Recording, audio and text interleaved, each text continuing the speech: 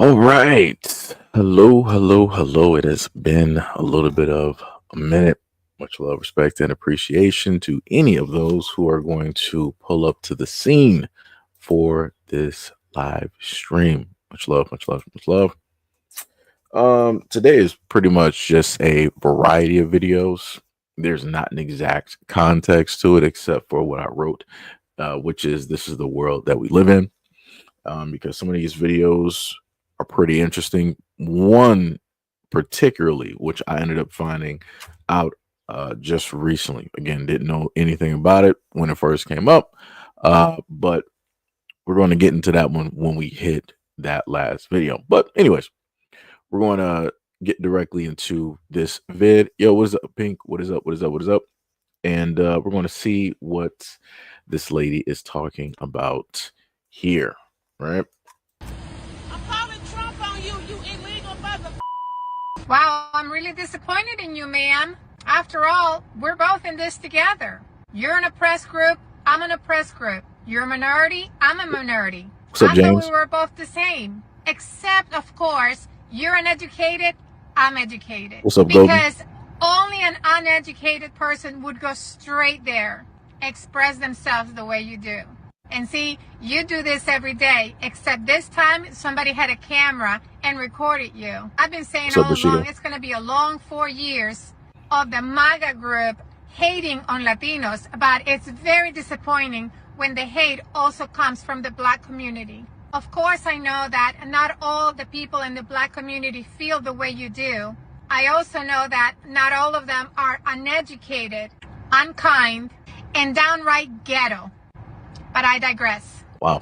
Pick up a book sometimes and you'll realize that you are just as suppressed as we are. In the United States, unless you look like them, you're also on the chopping block.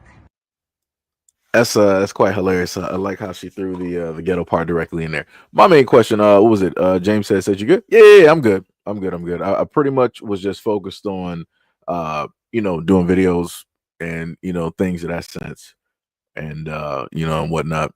So that's pretty much what I was doing at the moment, which we do have on the second coming channel. We got those videos along with the live streams directly up there, and all of those types of things. So we all good, we all good. But the interesting part about this is that she made sure to record this part here. So obviously people are driving, right? One person is recording, the other person is talking directly out the side of the window. Usually, whenever anything like this occurs, it was a road rage situation and somebody got cut off. From at least my angle, my point of view of witnessing things like this taking place, it's usually road rage. Usually somebody cut somebody off and they didn't like it, so they pulled down the window to sit up there and let the other person know, like, yo, why'd you cut me off? Like, this is problematic, da da da, all that other type of good stuff. I would really like to know what happened before this woman rolled down her window and said what it was that she stated. Because I want people to understand this is not anything normally that Black people would just so happen to say. Black people have to be fed up in order to really go at somebody. We have to be fed up. We just have to be fed up. If you ever hear somebody Black talking about, I'm about to sit up there and call ICE, da da da, Black people are fed up. There has to be a specific reason. This is not anything that Black people naturally do, just waking up out of the blue, like, I want to harass somebody that's Hispanic and, threaten to, get the Trump administration and the call ICE. No, that's not even how we move. Something would have had to take in place in order for something like that to happen. Like, that's how that works, right? Yeah, I don't know what's going on there. Somebody trying to pull up and throw a cash app in there. Yeah, we don't do that. We don't do that. Like I said, I don't even know who you are. I don't even know what you're about. Yeah, we don't do that. Don't pull up here trying to throw your cash app directly in my comment section and and all the other type of nonsense. We don't do that. Like I said, I don't go to nobody else's channels or live streams or do any foolishness like that. Don't do that here. Like I said, respectfully. But again, like I said, I find it very interesting how she wanted to try to say that we're all in this together. No, we're not. No, we're not. The Latin. This is how I want to sit up there and just specifically state this. Anybody out there that is Latin, Hispanic, whatnot, or whatever, a lot of your demographic voted for this administration. A lot of your demographic voted for Trump specifically to be directly in office. Um, if I remember correctly, it was first Caucasian, second it was Hispanic, and then everybody else fell directly underneath. But those two demographics are the main ones that got Trump directly into office. So for her to sit up there and say that we're in this together, no, we're not. No, we're not. Black people didn't ask for any of this to take place. We tried to warn people. We tried to tell people. We tried to help people steer clear of a lot of these things, and everybody wanted to do what it is that they wanted to do. And black people are not on the shopping block. We've just always been here. We've always been going through this. So you're just the new flavor of the month at the moment of time. And once everything is said and done, and they go through, all of the turns and windy roads with every other group, because everybody gets their turn on the wheel, then it's going to revert right back to Black Americans the same way that it's always done in this country. I don't know why people think that, oh, you see how we're getting picked on. Guess what, Black people? You guys are next. Nah, that's not how that works. We've always been next. We've been first, we've been in the middle, and we've been last. We've been in all three areas. This is just brand new for a lot of other people out there because, people thought that if they voted, if they walked, if they talked, if they acted, if they went side by side with a certain demographic, then, everything would be completely fine and dandy. But people are messing around and finding out. And this is what you got at the moment of time. So, like I said before, I'm tired of people trying to lump Black people in with everybody else's situations and problems because this is not our situation and a problem. We got to deal with stuff irregardless. You have to deal with this because these are the choices that you decided to make, even though we told you not to do this. Right? It's crazy work. What is up, Tippy? Tippy's in here early. Look at you. I'm proud of you, Tippy. I am proud of you. Look at you. Look at you. Look at you. Uh, Shout out to all 51 people that are currently in the stream at this moment of time. So I just want to, get that out of there because sometimes people come in and come out and, different things like that.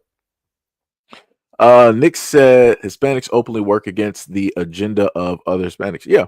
And I've gone over that before in other live streams as well. I've read off, at least a few paragraphs or whatnot or pages directly from some of the books that I have, even specifically dealing with Cubans and how it is that, they went against their own Cubans that were trying to flee the exact same circumstances. But they wanted to deny them access just simply because of the complexion of their skin. Right. Like I said, it's crazy work out here. But again, even dealing with a lot of these things, people want to say that Black Americans are the most racist directly out here, yada yada yada, all this other type of good stuff, right? But that's only happening because it's a selling point for a lot of people who grift, for a lot of people who go by the whole fold of being hyper conservative and hyper Republican and things of that nature, especially when it deals with those who are minority and or Black in that area, because they have to talk and speak a certain type of way and they have to go at their own people, quote unquote, in order to be the talking mouthpiece and get the numbers and to, get the subscribers and the views and the donations and everything else that they need. Because if they drop all of that verbiage, they're losing out on everything. That's like sponsorship, that's content, that's money, that's support. So they have to keep this going in order to be able to make some type of money. And they dare not to go against or to fight against those who are putting money directly, in their hands, enabling them to live the lifestyle that they live. Right? It's crazy work. 100% diabolical. Yo, Nikki, what is up? What is up? What is up? What is up? What is going on? What is going on? Tippy said, thank you for acknowledging. That's some crazy work. Yo, what's up, Ty? What is up? What is up? What is up? What is going on? So now we got this next video. And this is dealing with one of the sisters. I forgot who it was, but this is from, I think the show was called The Real. But the main thing that I want to try to highlight, if I can, I'm not sure if you guys wait. Can I see the comment? I'm trying not to have the bottom part actually show for me. And that's a little bit difficult. So I actually, well, on your end, you might be able to read it. Let me just try to go to it real quick so I can read it off to you guys.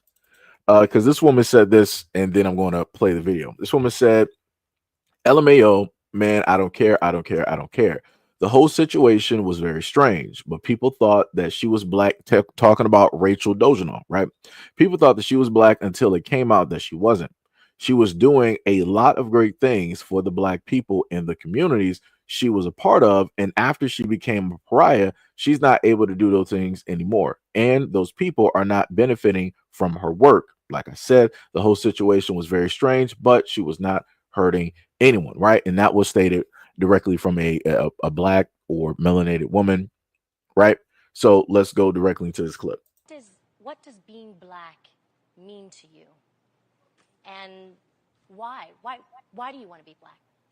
Well, I think that, sometimes how we feel is more powerful than how we're born. Okay. And blackness can be defined as philosophical, cultural, biological, a lot of different things, right. a lot of different people. And I think you do have to kind of like walk the walk if that's who you are. Okay. So you feel that you walk the walk of a black woman? Absolutely.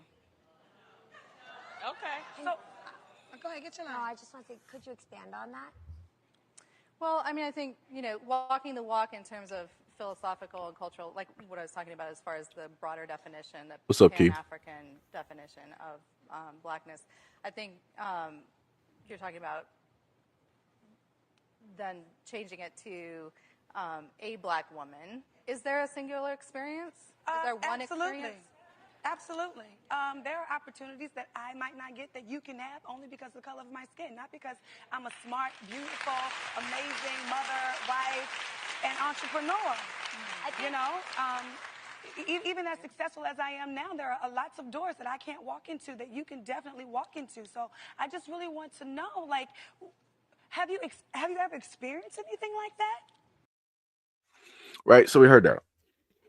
So this is just a question that I have, right? And again, she put herself directly in there, and I found it a little bit strange because I'm like, I get it, but it's like, to make that point, I would want a level playing field, which would be an ordinary black woman, not somebody who is a part of this music family where y'all multimillionaires. And because it's crazy to say that even with all of the millions of dollars that she has, that Rachel Dojanal can still get into doors and areas that she can never get into. Huh?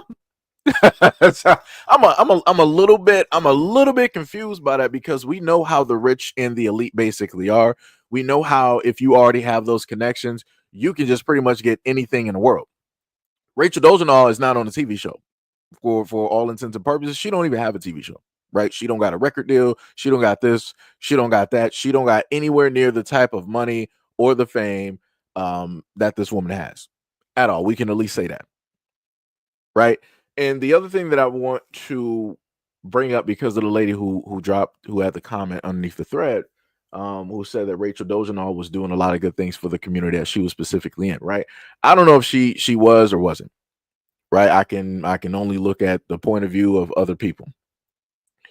My thing is that after, if just say if Rachel Dojanal, with the amount of, I guess you could say, fabrication and lies that she was putting directly out there, or her own belief that she was a black woman, if she was, with a little bit of light that she was doing something positive for said black community that she was a part of or in, now that she is a pariah, now that she is no longer there, who is now the actual black woman who is, or black women who are going to take her place and to do the things needed to be done that should have already been done? Because that's the main question that I always ask whenever it is that people are like, all right, we got to get these people directly out of here. We got to stop them from doing this, stop them from doing that, and all this other type of stuff. Who do you specifically have to replace, to make sure that the necessary things that are going to happen and that should happen for the black community are going to set up to happen? Because as I sit up there, let me just scroll back real quick and see if I can get a roll back. I'm trying to get all the I can't get every single woman there. But what I can sit up there and tell you is that none of these women directly up there that's talking about Rachel Doge and all, they're not going to step directly into that place and hold whatever responsibility that needs to be held. They're not going to do it. They're going to do the basic everyday is like, okay, I'm, I got these millions of dollars. I'm a celebrity. Let me try to put my celebrity somewhere so I can make even more millions of dollars. They're going to do for self. They're not about to be sitting up there like, I'm going to stop being a celebrity and I'm going to be in this role to take responsibility for, everything that's here because this is what I want to sit up and do because I love and care about the Black community. That's all I'm sitting up there saying. Because I'm just, like I said, I'm just trying to figure out. And I always ask these questions. And I've asked these questions before, even when it didn't deal with Rachel Dojan. I asked this when people were talking about Brother Tariq Nasheed, when people were talking about Dr. Umar, when people were talking about Charleston White and the many others directly out there. And the main question I always ask is like, all right, people hate and dislike these people so much, and y'all want to, try to get them up out of here. But I'm like, who do you have specifically to fulfill that role, or who are the minis of people that you have to fulfill that role on the list right now that are automatically going to take action and just get things done like that? That's that's all I'm trying. That's the question that I have. Yo, Hack, what is up? What is up? What is up? What is up? USMC, what is up? You said at least we know she's not MAGA, unlike a bunch of Black people, especially on YouTube. Stretch said white people have to prove to us that they are not racist. Tippy said, has she ever experienced colorism because of Black women? This is ridiculous. Stretch said no, they're scared to stand up. Michael said, didn't Rachel run her local chapter of the NAACP? I think she did. She had a position somewhere at a moment in time, and then when everything basically came through, everything was done, right? And to at least to my knowledge, I haven't heard hide nor hair of the person that has replaced her that took on that role after she was basically ousted from that position.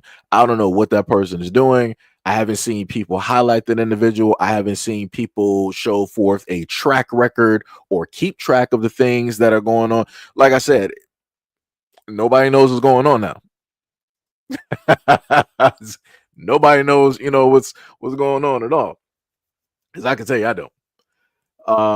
Stretch said they won't have a job. USMC said, I think so. Let me try to roll back. Nikki, I'm sorry. Nikki said maybe she was Black in her past life. Yeah. You said we are the original. Yeah. Tippy said she can wash that tan and boom, her privilege is back. True. That is true. But yeah, like I said, that's the only question I always have. Like, who do you have in position once you get rid of these people that you say that you don't like? Who do you have that is going to take over that position that's going to do it? Because we can all complain about somebody, but we know at the end of the day, guess what? We're not going to raise our hands to take their position, to take that responsibility, to take the reins of that whole situation and do the things that we know that need to be done.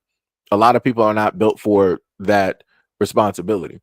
A lot of people are not built to be specifically in that role, right? So that's why a lot of people aren't. But I don't know. Maybe it's just me. So next, we're gonna go to let me see. Is it playing? Okay, there we go. So next, we're gonna go to this video. Some people were able. So shout out to some people who saw the video. Who actually came through to the channel and actually saw the video of this woman as she's going to talk about the situation that she was able to see. And for some other people directly out there, this may be new to you, maybe you've not seen it before. So we're going to play it and talk directly about this and look at some of your opinions about it. Okay, so they locked my baby daddy up for child support, my oldest. I was so mad. I went to court and they had him in Well, let me tell y'all from the beginning. So I went to the courtroom and I sat down. And the bailiff came running over and he was like, "You can't sit there, you can't sit there." And I was like, "Why?" And he was like, "All the men on this side, all the females on this side." And I started looking around the courtroom like, God dang. So they separate the females and the males. And I thought that was strange. And I just thought it was strange. So while I was sitting there waiting for them to call my name, I was matching this man with this woman, just, biding my time. So when they called my name and my baby daddy name, they brought him out in an orange jumpsuit and handcuffs and shackles. And that pissed me off even more. I was so mad. I told Your Honor, I let her say what she was going to say. Then I was like, "Your Honor, I want all child support struck. I want current, arrears, and future struck today." And the whole courtroom went crazy. It was just like everybody was talking. She had to hit the gavel and she was like, boom, boom, boom, boom. And then she was like, "Do you understand what you're saying?" And I was like, "Yes." And so they took me outside the courtroom. They have two rooms on either side of the hallway, right after, as soon as you go out the courtroom. So they brought me in there. And I was sitting in there for a long time. The bailiff came in and he was like, "Is anybody making you feel uncomfortable? Or is anybody threatening you? Or do you feel like, you're under duress to do this?" And I was like, "No, no, no. My daughter loves her daddy. And y'all not keeping him. I want him out of there today. And I want all child support struck." So he left back out. He came back in about 10 minutes later. He was like, "Let me see your ID. I need to see your ID." And I was like, "For real?" So I showed him my ID and stuff. So when he left back out, I was in there for a while. And then he came back and I signed some papers and stuff. And when I came out the courtroom, it was men standing outside the courtroom. They was like, "Can you talk to my baby mama, please?" And I was like, I don't know what to say to your baby mama, but, it just wasn't for me. My daughter loved her daddy. I didn't give a damn what he had going on. My daughter loved her daddy. I didn't need his money. I needed him, as far as my daughter was concerned. So, yeah, that happened. So we heard that, right? So that black woman stated that they were going to court, and I guess because the brother was in like the rears or what have you, because I've tried to explain this, and many other black men on social media have explained this as well. Um, that if somebody specifically black is back in child support or whatnot, whatever, the courts or whoever can decide that, oh, we're just going to sit up there and lock you up as if you're a criminal, as if you stole, as if you committed some type of great act against another person, which they didn't, right? They're just back in payments, right? And she saw him in an orange jumpsuit, looked directly over and was like, "Yo, this is crazy. It's like, this is not what this is supposed to be." It's like, nah, it's like, my daughter loves this man. Like, she needs her father. So like, this is what is best, for the family and all this other type of stuff. She was like, "Yo, we ain't about to sit up there and do this. My daughter is more important. The relationship that they have is more important. I need y'all to just get rid of anything that y'all trying to do and let him go now. Let him go now." I just wanna hold on.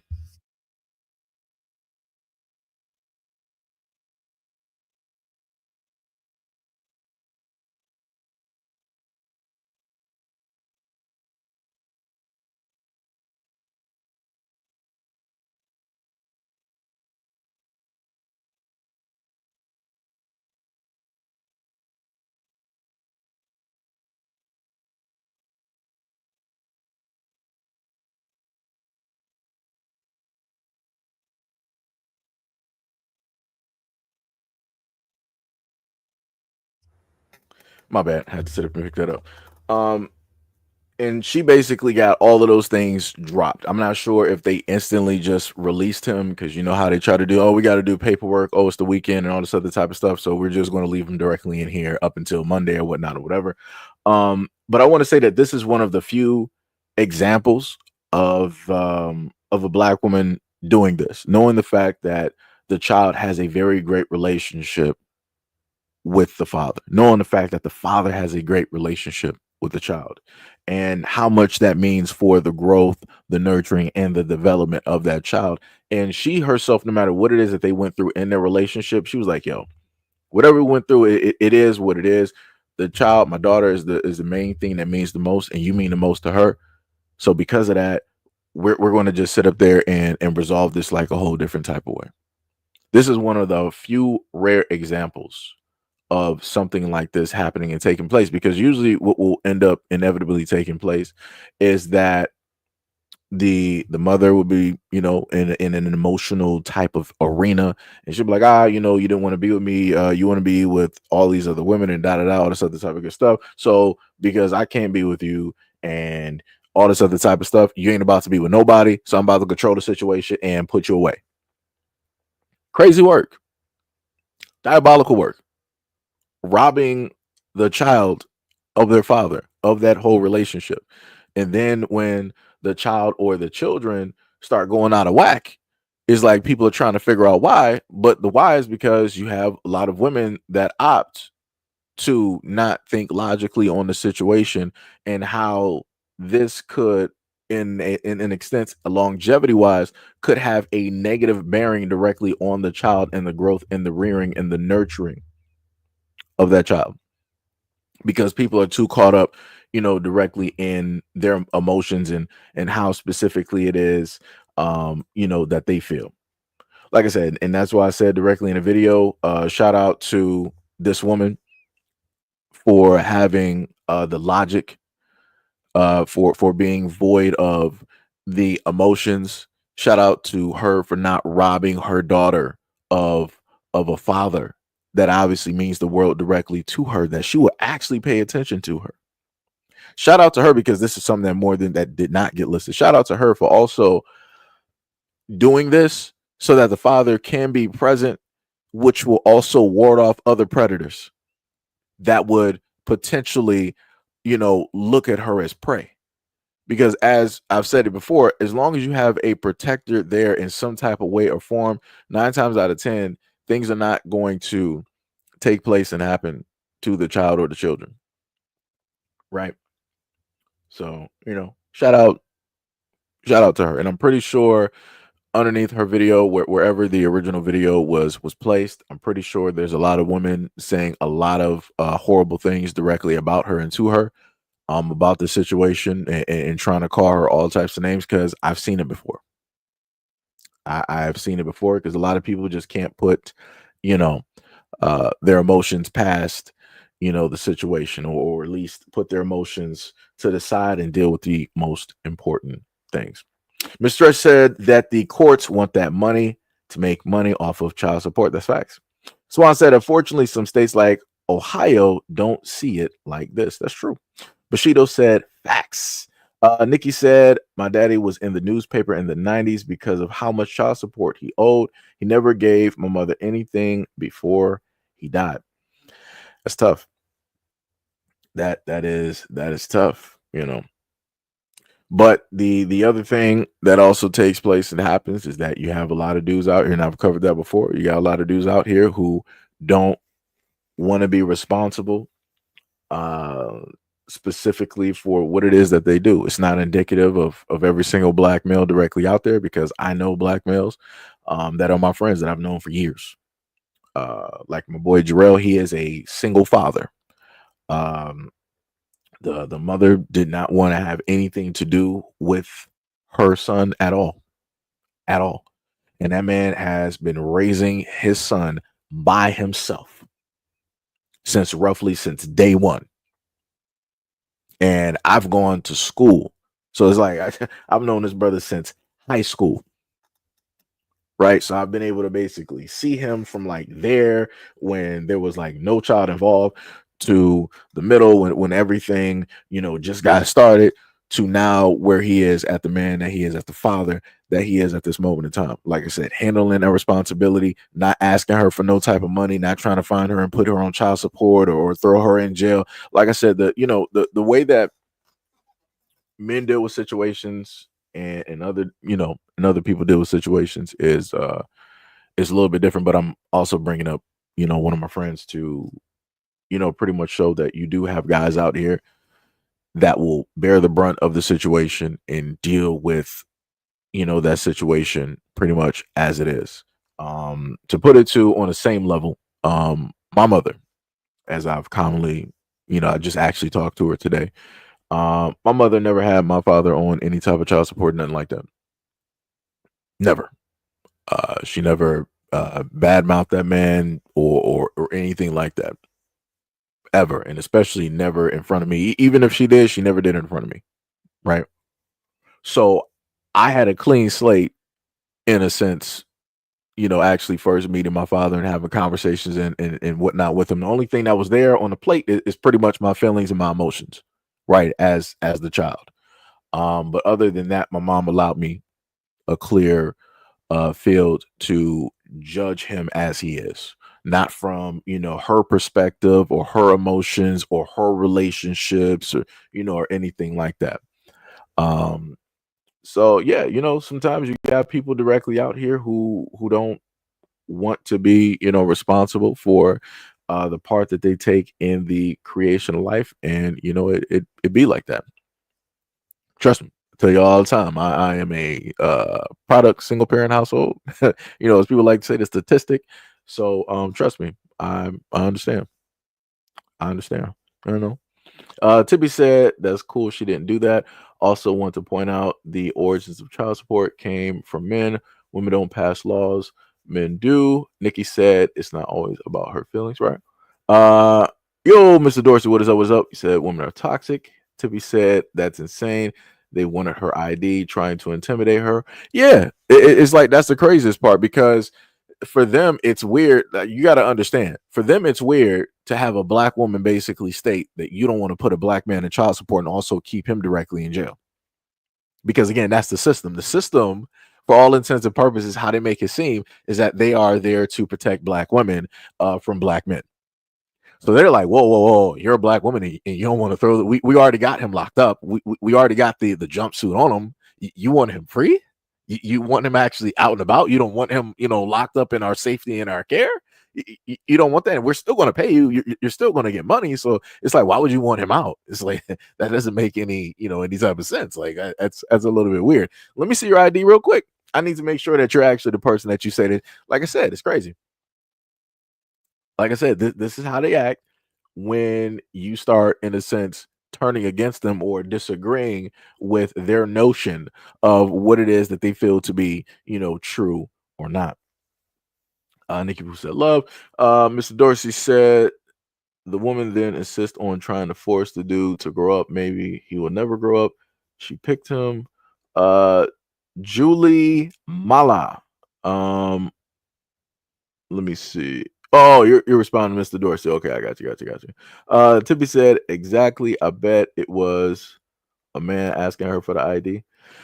I mean, either which way it goes, the main people now, Tippy, you are correct. It is men that created the system, but it is women that profit directly from the system by choice.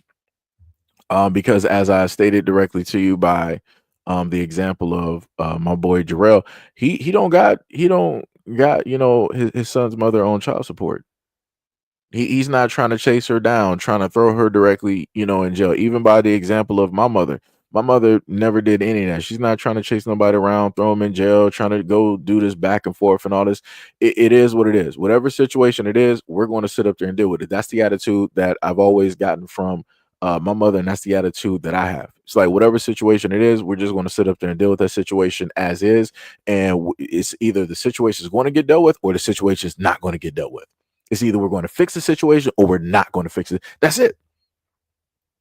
That's it. And I feel, not even feel, um, if more people went by life with that thought process, at least half of the things that people go through on a day-to-day basis would be a lot different versus trying to chase and directly blame somebody else. You know how much energy and time that takes to try to chase somebody around who don't want to be there or whatnot. That's a lot of time wasted. That's more time that can be spent directly with that child or building with that child, building yourself up as that parent so you can be even more stable because you have to deal with the situation of which you created.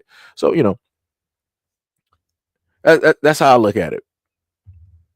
I look at it from the point of view of how my mom went about the situation and how she wasn't complaining about men. She wasn't trying to do this, that, and the third. Like I said, all of the new stuff that I've always told y'all about that I see women doing online where they're complaining about men saying that they dogs and this and that.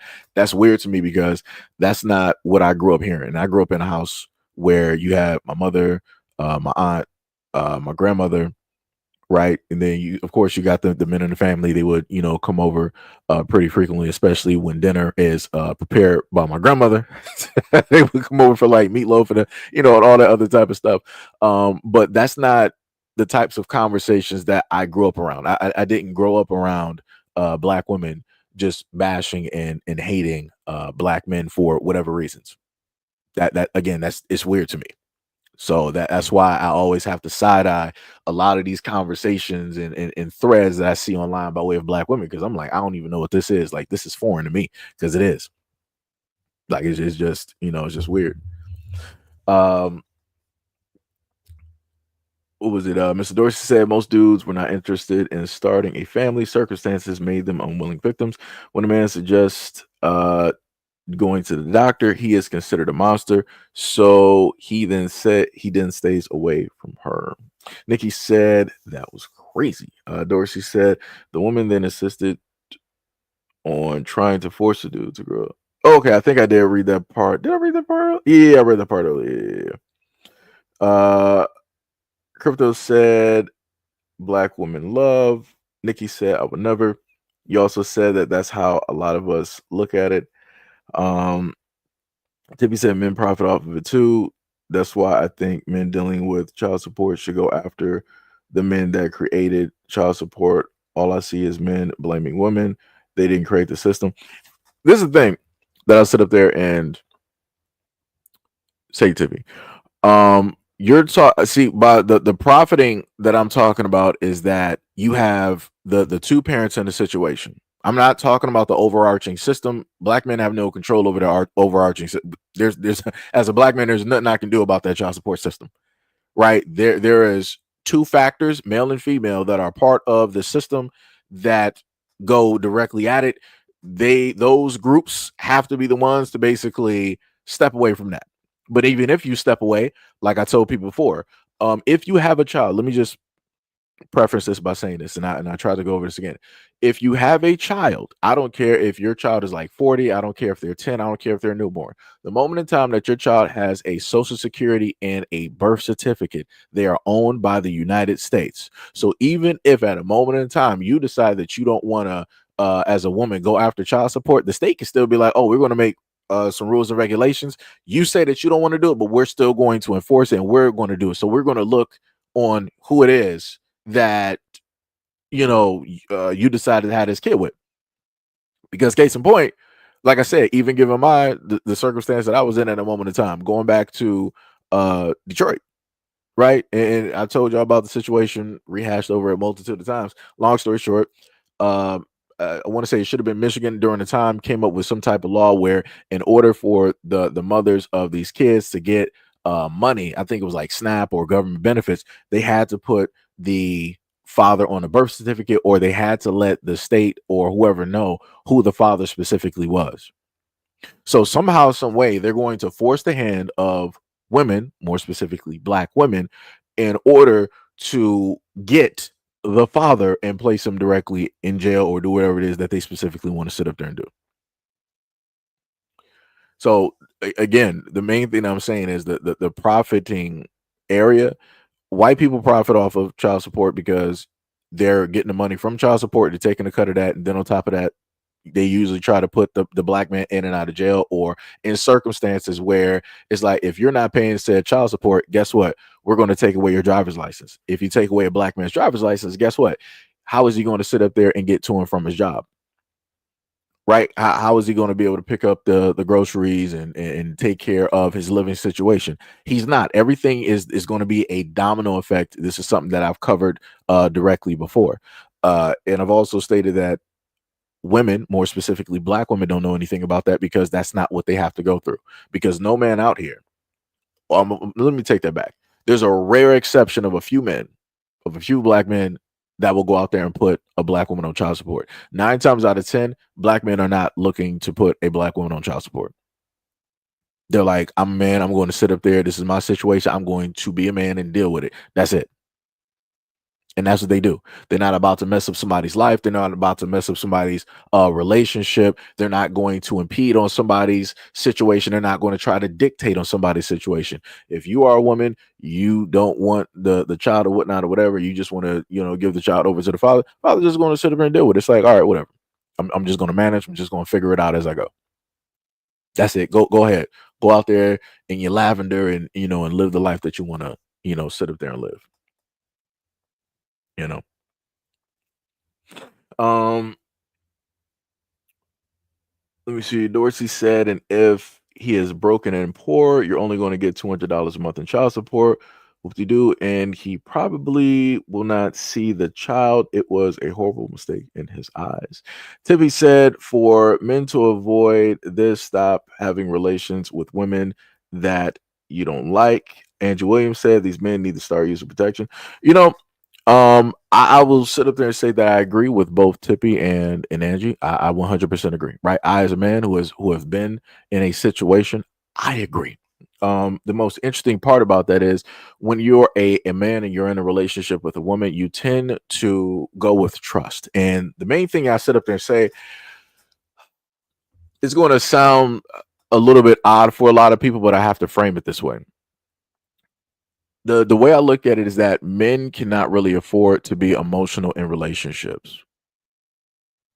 Men should realistically always think logically because you never know what's going to happen. The moment in time, as if you're a man and you decide to get emotionally involved directly with the woman and you're not using logic anymore, you just set yourself up for failure and everything is going to break down and that relationship is just going to go directly by the wayside. The only people that actually have the ability to be emotional in a relationship are women. I'm just going to sit up there and keep it just right there. Somebody has to be logical. The other person gets to be emotional. Because if we look at the circumstances, right, if every single man is logical whenever they meet a woman and they automatically assume the worst, meaning that, okay, this potential woman that I'm seeing, even though she hasn't shown any signs or symptoms, potentially she could be a danger to me by trying to set me up and say that I impregnated her or whatnot or whatever, all this other type of stuff, right? So if every man went in there logically and just assumed that, and they were like, yo, I'm going to wrap up every single time, both of you guys are correct. A lot of these situations would not exist at all. But that's only if men decided to be logical. When we're dealing directly with relationships, men lose that part of logic. And we decide to go into an area of hope and wish and prayer. Those are all fallacies. And as I've covered directly on this platform before, it has been detrimental. I, for one, can sit up there and say that if I was more logical in the situation that I was in, none of the things that I've ever explained to y'all would have never have happened. But because I opted to actually have trust and faith in another person, I opted to think that another person would not try to hurt or harm me in that type of way. I opted to think that somebody who, quote unquote, said that they love me would never lie on me in such a way. Knowing the type of person that I am, knowing how dedicated I am, guess what? I got myself caught up. So this is why I sat up there and told y'all before that I take responsibility for the part that I played directly in that situation. I don't put the full brunt or the weight directly on the other person because, again, in order to allow a vampire in, you have to welcome them in. I welcomed that individual directly into my life, which then I welcomed problems that I was either able to see, was not able to see, or I completely ignored. So again, that's me as a black man taking responsibility, which again, from both parties dealing with black men and black women, I don't happen to see a lot of people actually doing that, or especially openly when it deals with their relationships that they've had with said parties that they may, you know, have negative, interactions directly with. So, like I said, how I explain it, it might seem a little bit weird. It's like, oh, but why be in a relationship if you're just going to be void of emotions? Because somebody has to be logical. So somebody has to sit up there and think about. Somebody has to be Batman. That's the best way I could put it. Somebody has to think or try to fight prep ahead of time for the what if situations, because women get a chance to be emotional. They're not going to have that what if prep. They're not going to be thinking about the future 5 years, 10 years, 15, 50 years. They're not going to, everything is like the here and now. What do my emotions tell me? What are my emotions saying? So again, women have that space to do that. Men don't. We cannot afford to, because any and every single time that a man has, it is pretty much destroyed and it has failed. Something has always happened. So, you know, so like I said, for Tippy and Angie, I completely agree with you. I, as a person who have been in these situations, I can completely agree with you. I concur. I do not disagree at all. But like I said, I'm going to take responsibility as a man, as a black man here, as a representative. You're going to hear me take responsibility. Again, I can't speak for the other black men out there, and I cannot speak for the black women out there. I can't, but I can sit up there and tell you for face value. At least that's what I'm going to do, and I'm going to be honest and say those things directly in front of you. You know. Because a lot of 90% of people cannot do that and would never do it. I can promise you that. 1,000%.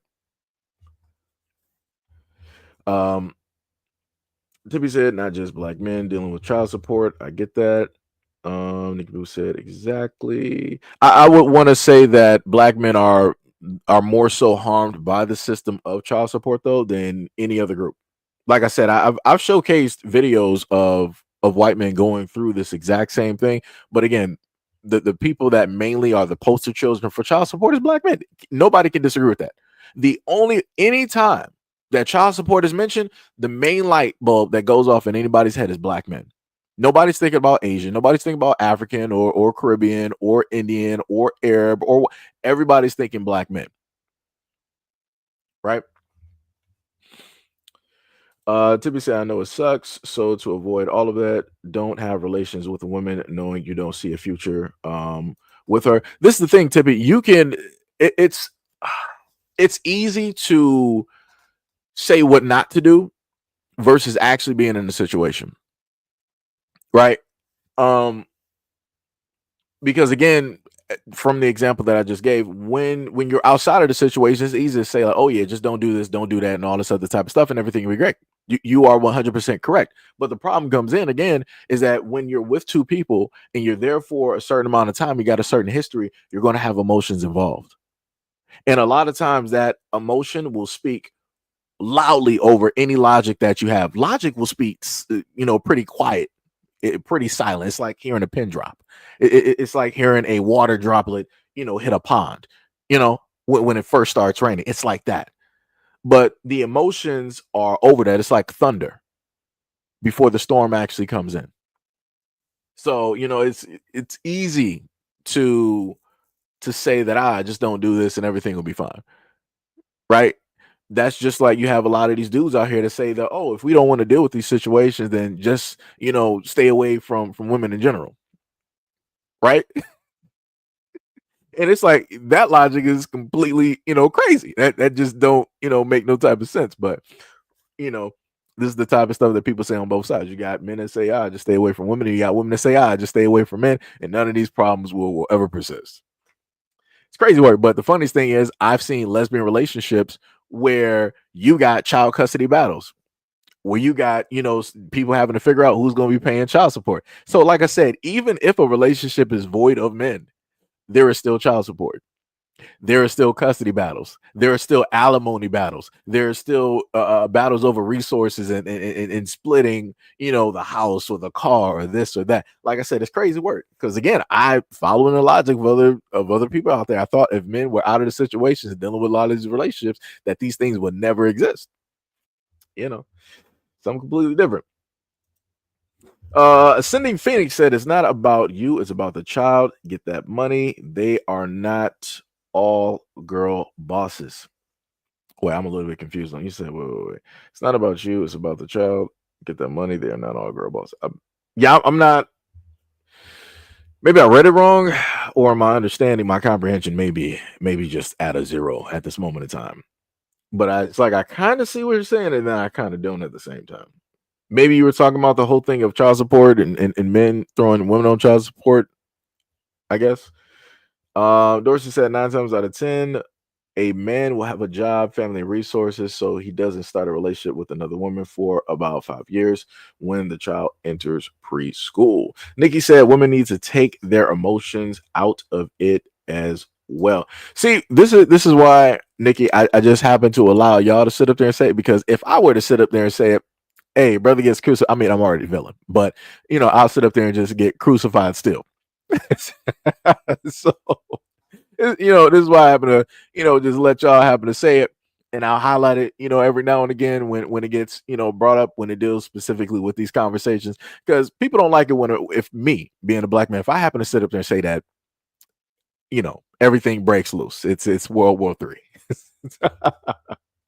you know to be said, I saw a video of a black dude saying he manipulates women into sleeping with her. Wait, you saw a video?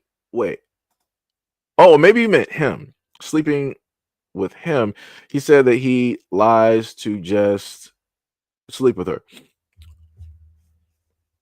Okay. Well, Tippy, I'll put it to you like this in general. In general, when it deals with let's say going back to like high school or whatnot or whatever, a lot of people lie. A lot of people. I put it to you like this: men, you have dudes out here that will lie about finances, right? You'll see them with like some type of like jewelry, like a Rolex. They might be like iced out or whatever, have a few cars or something like that, but it's not anything actually consistent, right? It's not a consistent lifestyle. They were able to buy this at one point, but money may not be the same. So they're realistically fronting and lying about their finances in order to get the attention of women, because men have an understanding that women are drawn to guys who quote unquote look like they have it together, or look like they have resources or money, which is things to basically take care of a woman, right? Because that's what every woman wants. Every woman wants to be taken care of, right?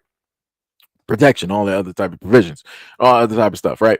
You have a lot of women that will decide to lie in a way of how it is that they present themselves. I'm not talking about finances or education, but I'm just talking about their personal appearance. You have a lot of women, they're not going to show up with their natural hair. They're not going to show up with no makeup on. They're not going to show up without the eyelashes or any of these other types of things. A lot of women claim that their bodies are natural, but they have surgeries.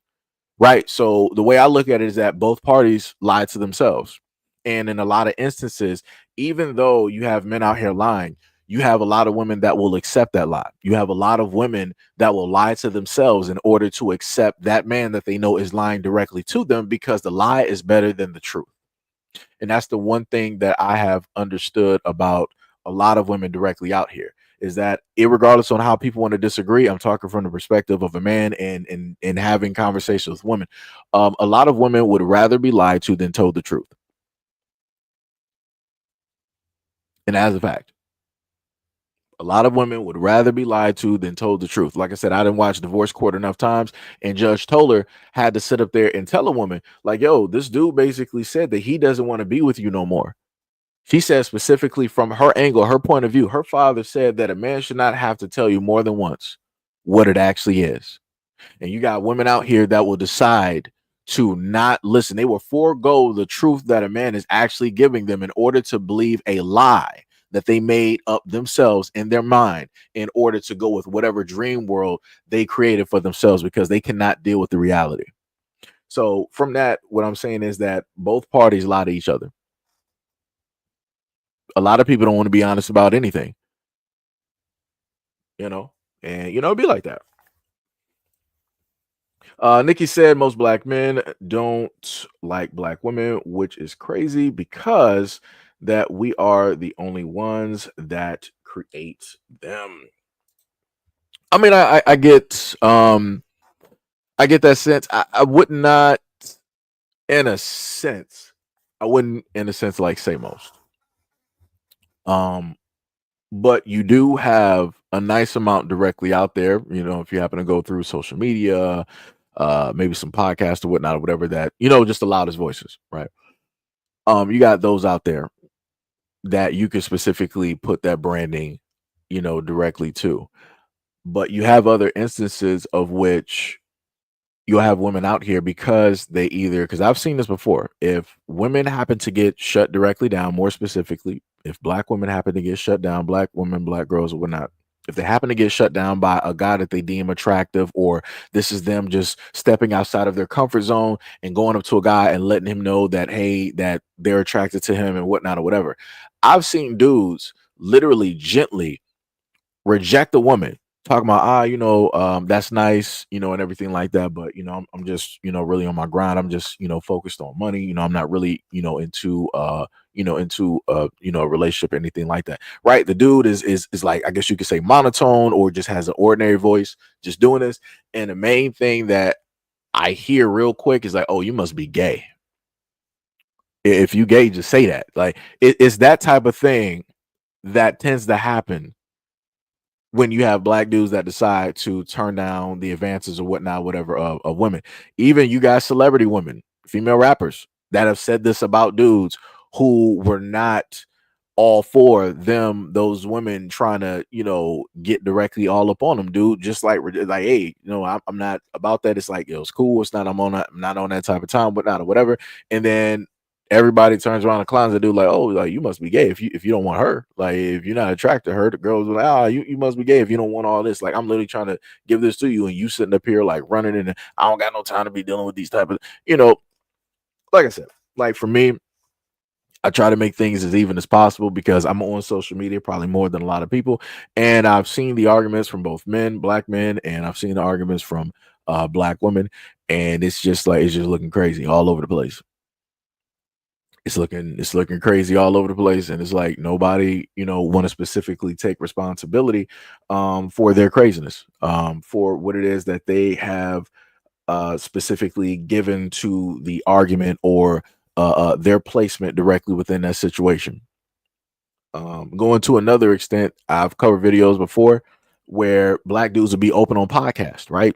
And guys will be honest, be like, "Yo, I was in this relationship with a girl," and it's like, "Yo, I wasn't acting right. I wasn't doing this right. I wasn't doing that, and all this other type of stuff. I wasn't paying attention. I wasn't listening because I just thought I knew everything, right?" And you have a lot of dudes that will lay bare and be honest with those situations and be like, "Yo, I honestly, in front of men, in front of the public, like, yo, as a man, I sat up there and messed up like this. This is me." And from that, I'm working on trying to be better as a man, trying to be better as a partner, for a relationship, and all these other types of things, right?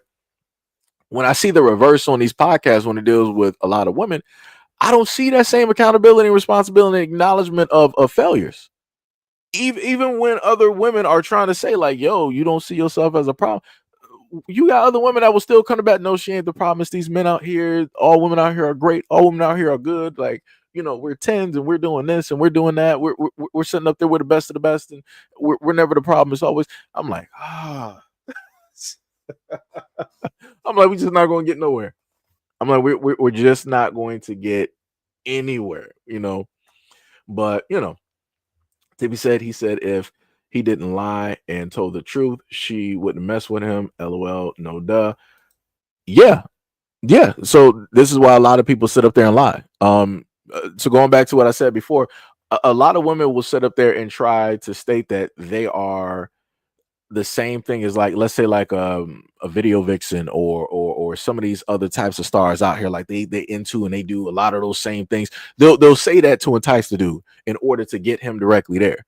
Then once everything is starting up, then the guy realized, like, yo, what happened? You said that you were into a lot of the stuff that I was into, all this other type of stuff. And then they were like, I don't really feel like, doing that today, or all this. And like, nah, it's like, just like, don't lie. just just don't lie. Like, you even got other extents where, just beyond the whole thing of people getting intimate, you got the whole thing of, women out here that will decide to lie about having kids. They don't want to be forthcoming with that. I'm like, if you are looking to date a single man without kids, you should let that single man know that you got kids. Don't be waiting until like the third or the fourth date, when the dude is invested, to basically tell him, I just wanted to let you know because, it's not safe dating out here, and all this other type of stuff, and that, I have kids, and I hope that's not going to be a problem. And, because we really got to connect. Nah, nah, nah, nah. Tell that dude initially. As soon as y'all start text messaging, let him know that you got kids. Don't be sitting up there waiting no 45 dates. That's wrong. That's wrong. It's wrong. That is wrong. A lot of dudes sit up there and be honest, like, yeah, I got kids. I got 6, 7, 8 kids. So, what we doing? And then women will be like, yeah, we ain't doing nothing. And like I said, I respect that. You decided to make that option as a woman, that, hey, the dude honestly told you opted not to mess with him. But, the same respect, in a sense, doesn't happen to be given. I don't know. I don't know. You know, like I said, it's jacked all the way around. Um, Mr. Dorsey said, I have only one child. I raised him and lived with his mother for 7 years. She insisted on going out to the club every Saturday after my son was born. Nope, not wifey material. It'd be like that. It'd be like that. It'd be like that. Nikki said it has to be a balance between logical and emotional. I mean, yeah, that's true, but that's not the society that we live in. You know, sad to say, that's not the society that we live directly in. So for me, looking at everything, it needs to be as strict as possible. I'm just going to be real. It needs to be as strict as possible. Again, women can be emotional. Y'all can have that freedom and do that. Men need to stay directly in the logical area so that things just don't fall apart, so that you can see the potentialities of what may happen. Somebody has to be the thinking man there and watch all the satellites to make sure nothing comes crashing down. Somebody has to be watching, because if women are specifically in their feelings or emotional, they're not paying attention to the sky. They're not monitoring, you know, any of the tremors or anything. They're not looking at none of that. It's just la di di la di da. It's like, you know, it's that type of thing. So, you know, like I said, I get what you're saying. In a perfect world, it'd be great if both individuals can be balanced, but nothing's perfect and everything is imbalanced. So somebody has to take a role. The role for emotions is already filled. Somebody has to take the role of being in that logical spot and staying there. And the men have to do that, you know? Tippy said, all right, I'm done. I'll drop it. Tom said, I don't want to be a baby, or I don't want to be a baby's daddy. I want to be a father. I mean, we'll get married. I mean, it's that simple. If you don't want to be considered or called like a baby father, whatever, then, you know, get married or whatever. But the thing is, it's only adults that are going to refer to you, no matter how the situation is. It's only adults that's going to refer to you as a baby father. A child is going to call you either daddy or father or dad or whatnot or whatever. So, like I said, it's only adults that use this type of branding. Children don't know what that means. They don't know what a baby mom is. They don't know what a baby father is. It's only adults that carry around this type of branding because they want to downgrade what it is that the person is, because in their ideal, they feel that the only person that could be considered a father or a dad is a man that is married. And I'm like, that's crazy. Because I'm like, no matter how the situation goes, it don't matter what a woman is doing or going through or has done, she's always considered a mother. So I'm like, why are we not sitting up there, you know, evening the playing field and saying the exact thing, same thing for men? You know, like I said, you know, it'd be like that. It'd be like that. Milak, what is up? What is up? What is up? Dorsey said the Century Club is in LA. She thought she was going to marry Kobe Bryant. She was a blondie delusional. Oh yeah, I see what you're saying. I see what you're saying. Tippy said, what? So it's hard for men not to keep it in his pants. That's not what I said, Tippy. Tippy said, well, if it's crazy, then don't act surprised when she gets pregnant.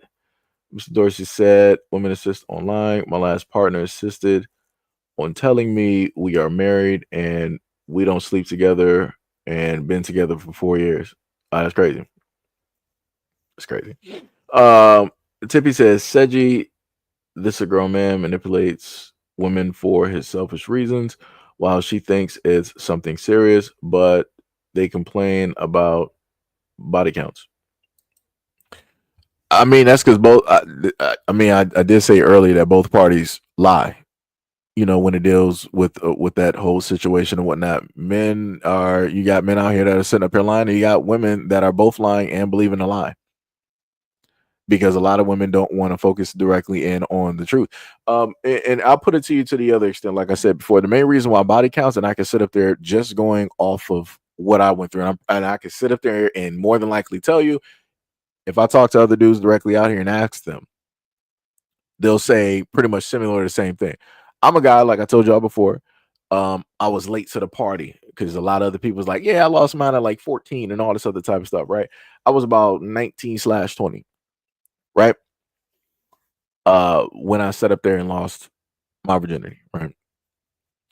And no matter try as I might to go out there and to talk to or to deal with the women during that time, I was shut down because the main conversation came directly up about stuff happening. And I was honest, I wasn't going to sit up there and lie. I'm like, hey, because I'm not trying to sit up there and like show up and then you know stuff ain't going the way that it's supposed to be sitting up there going because I don't know what I'm doing, right? So I was upfront and directly honest.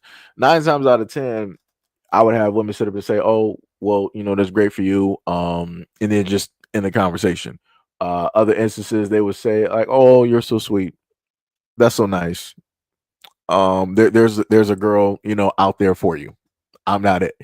You have some other women sit up there and say like, "Oh, like that's nice, right? You're still a virgin. That's it's so sweet, and nice. Go out there and get some experience and come back to me." So these are the things that guys who don't have a body count have to sit up there and deal with when it deals with women, because women don't respect and don't like guys who are unexperienced.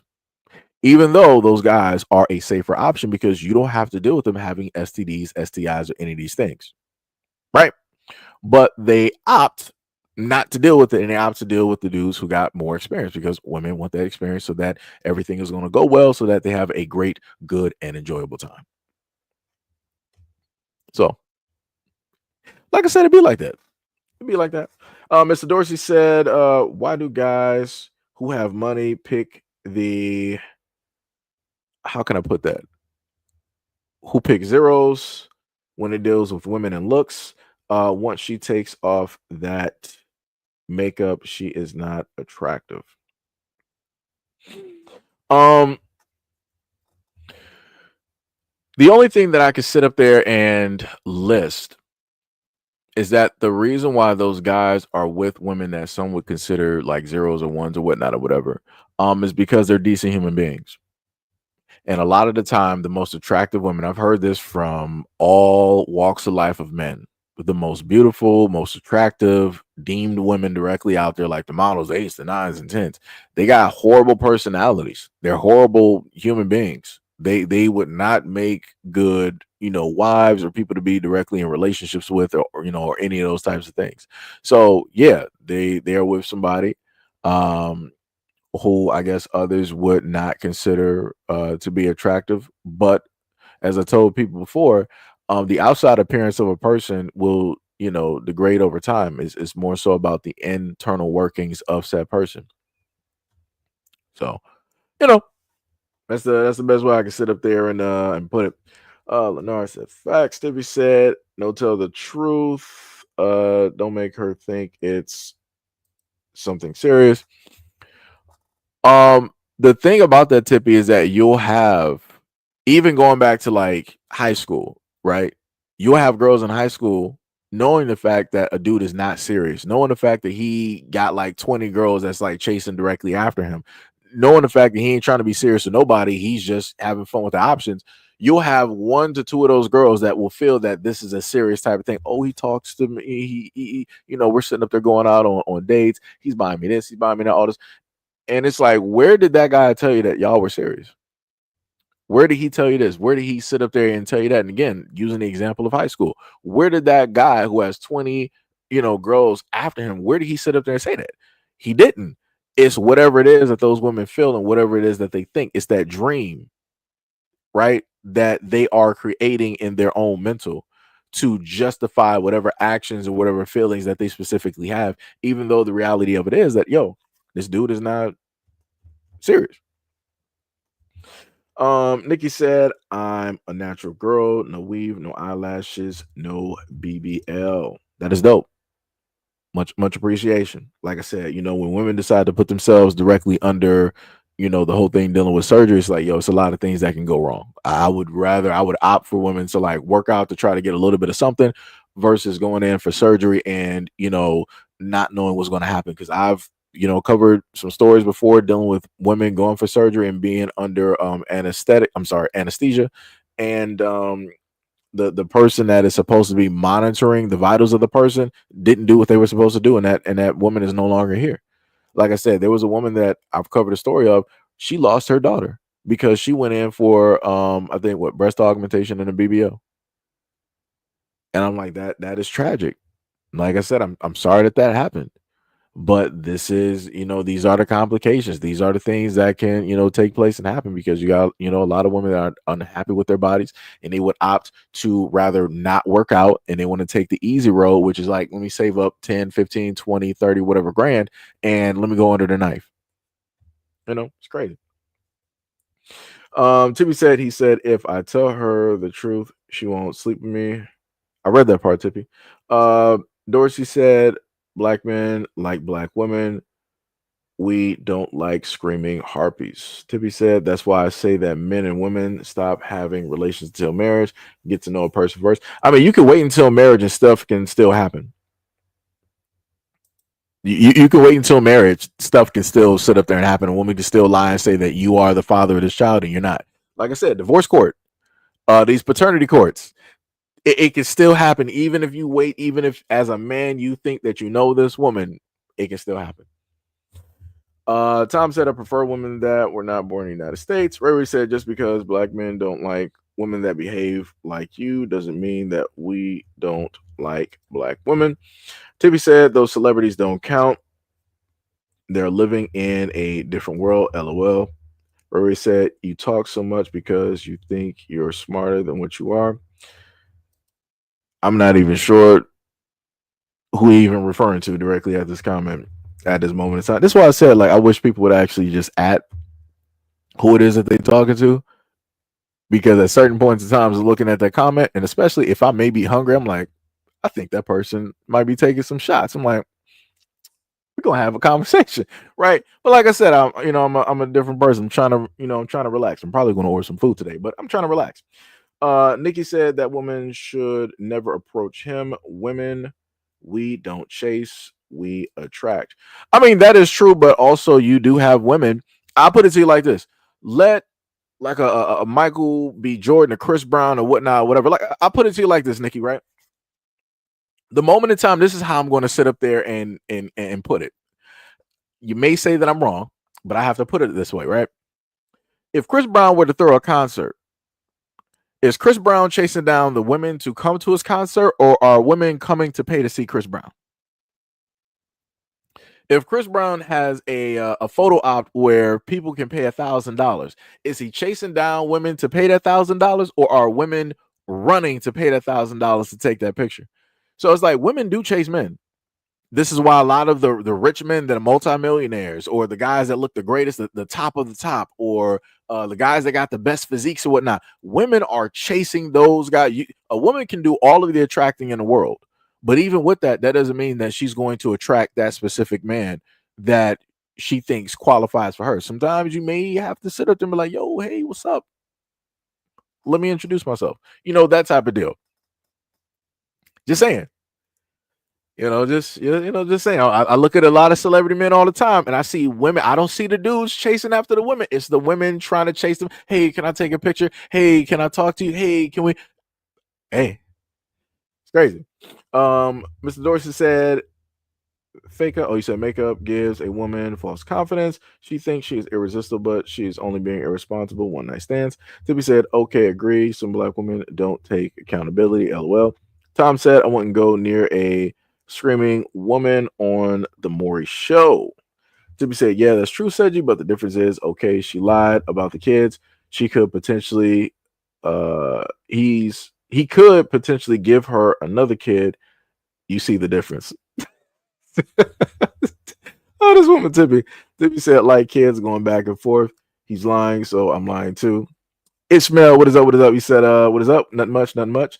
Yo, SWAT, what is happening? What is happening? What is up, Mo? You said, dang, I thought Seji was still you and I swear to goodness.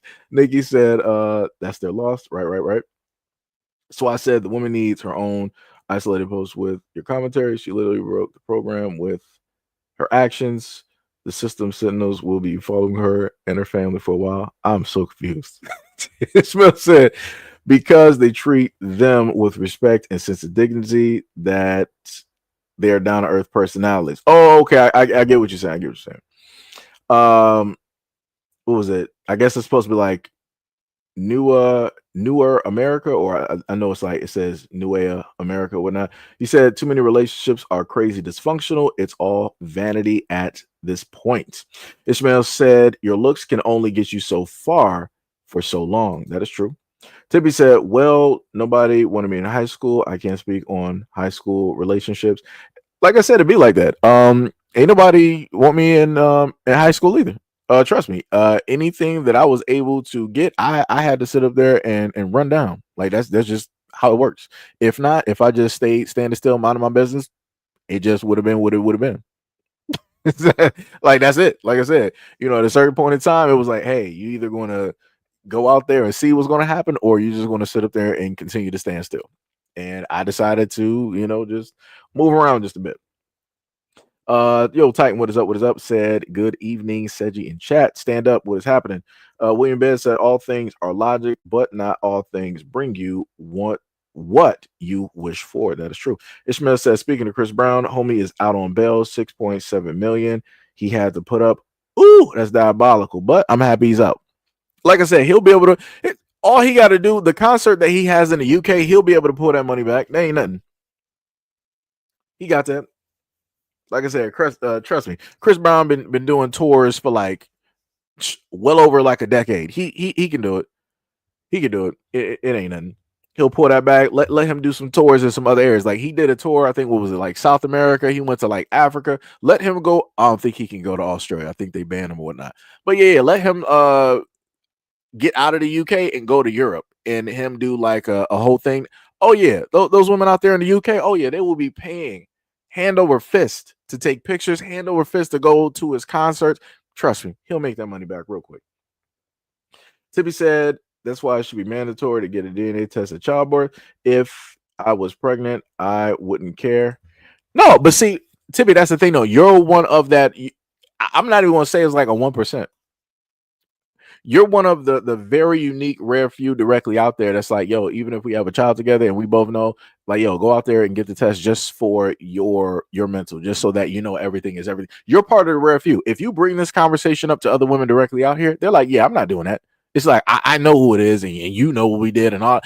Again, it's all emotion based. They're going off of this whole thing of emotions is specifically about them, but they're not caring about the sense, the safety, and the consideration of that man's feelings or where it is that he may be mentally. Right? So, like I said, part of the rare few. Nikki said no. I think that was referring to like one of the conversations. Wayne Best said most people have their idea or vision in their minds concerning man or woman and form their own perspectives, do the choosing and chase and the chase starts. Tippy says, Seji, you mean groupies. LOL. Dark Titan said black females for 60 decades coping with white females, well, copying what white females do with their bodies, like getting surgeries and juicing, aka HGH, muscle enhancements, and steroids, not looking natural. Yo, D, what is up? What is up? You said, what's up, Seji? I hope I didn't miss much. No. We're only on like the third video. I was pretty much talking more because the conversation kind of segued into like some other things. So, Tippy said, so is that their proof that he hit the girl? Speaking on Chris Brown. Chris Brown only did the this had to do with him and another guy. It was at like a nightclub and everything, from what I recollect. Tippy said, LOL, they're gonna cuss me out. I already see it. Call me a pick me and a mammy. It'd be like that, Tippy. It'd be like that. Tom said, I can picture every move that a man can make. Getting caught in love will be his first mistake. Man was a poet, didn't even know it. Tippy said, to me, the definition of mammy is a black woman serving white people and praising white men. That is a mammy. All right, so now, after we done going through all of the comments, we can move on to the next video. Wait, what was this one? Oh, so this is going to go directly into the aspect of people, specifically taking care and making greater decisions on the partners that they decide to choose, because we're going to see both parties here and we're going to listen to the words that they just so happen to use. So I want y'all to pay very close attention, and I especially wanted to showcase this video. Whenever you drop my son off with my mom. Okay. And don't think none of this sweet. I'm dead ass. So we done. And your child support, all this. You want to put me on child support, all this. And while you recording me, I want this video recording to get me clear as day. And I'm in my right mind.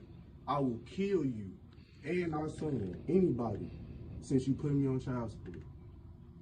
Don't come near me. Okay. And y'all will have y'all money and shit. Okay. Bye.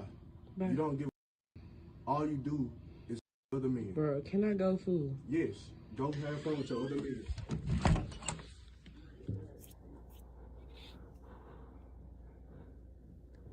He's such a bum. I hate this for him. You're like, So we heard it, right?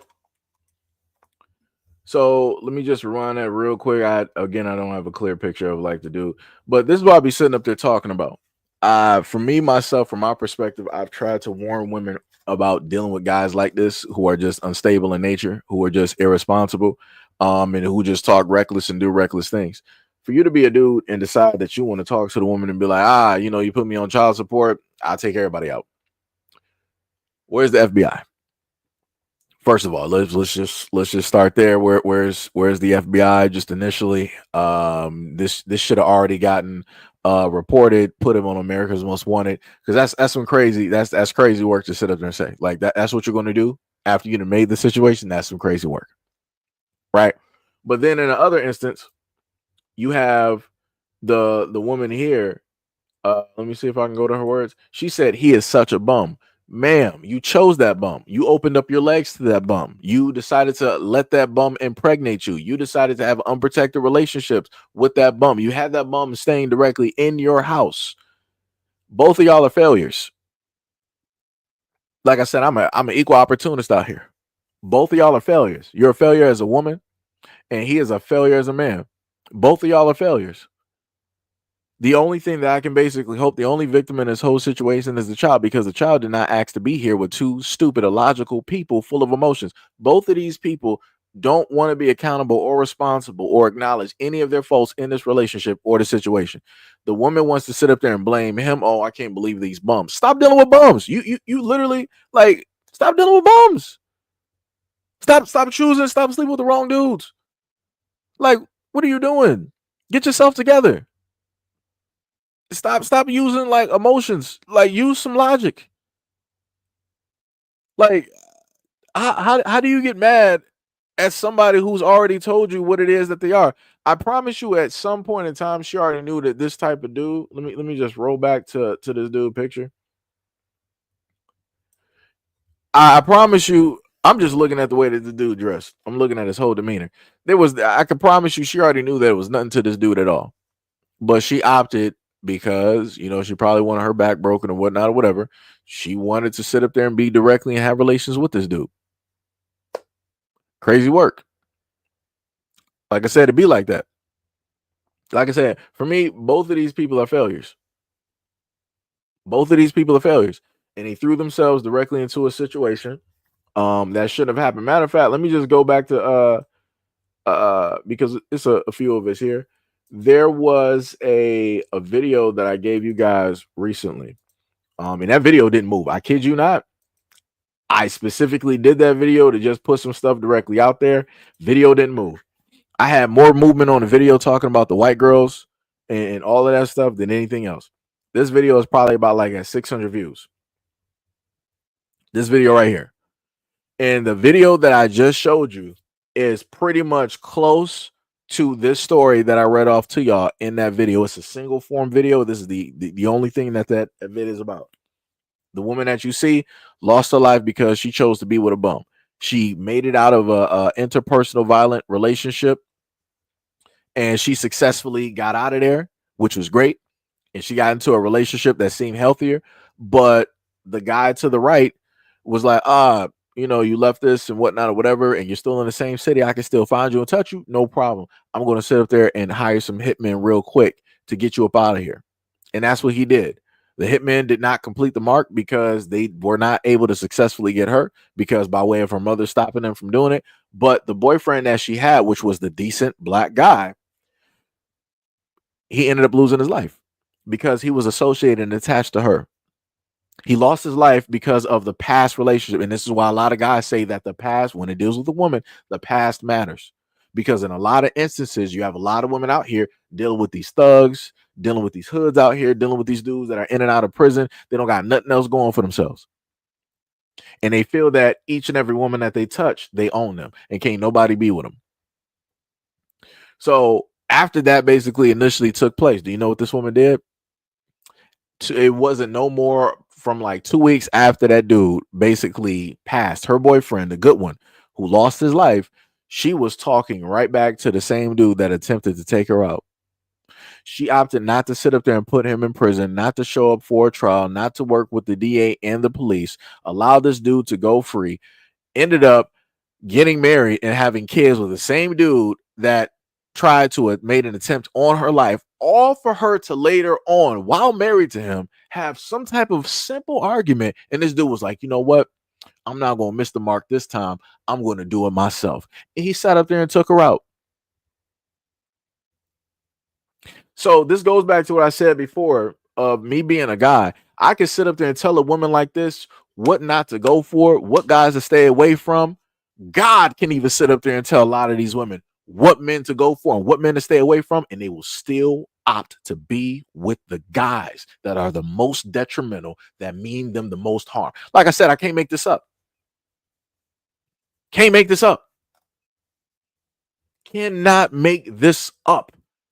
And the only victims in this situation from this story that I covered is one, the child or the children, and the black man, the good one, the decent one that lost his life because he decided to be with her.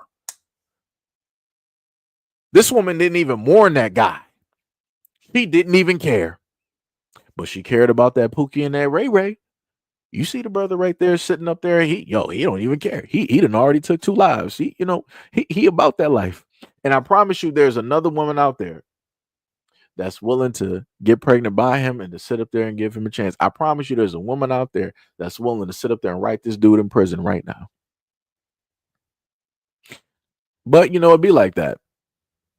But whenever it is that people want to talk about the detrimental black men out here, nobody want to talk about the women that specifically choose those detrimental black men. And how it is that people in the community, their own families, males that are friends that actually care about them and whatnot, whatever, even God himself, all of these individuals that literally care about this woman who don't care about herself, everybody will try as they might to get through. Don't want to listen.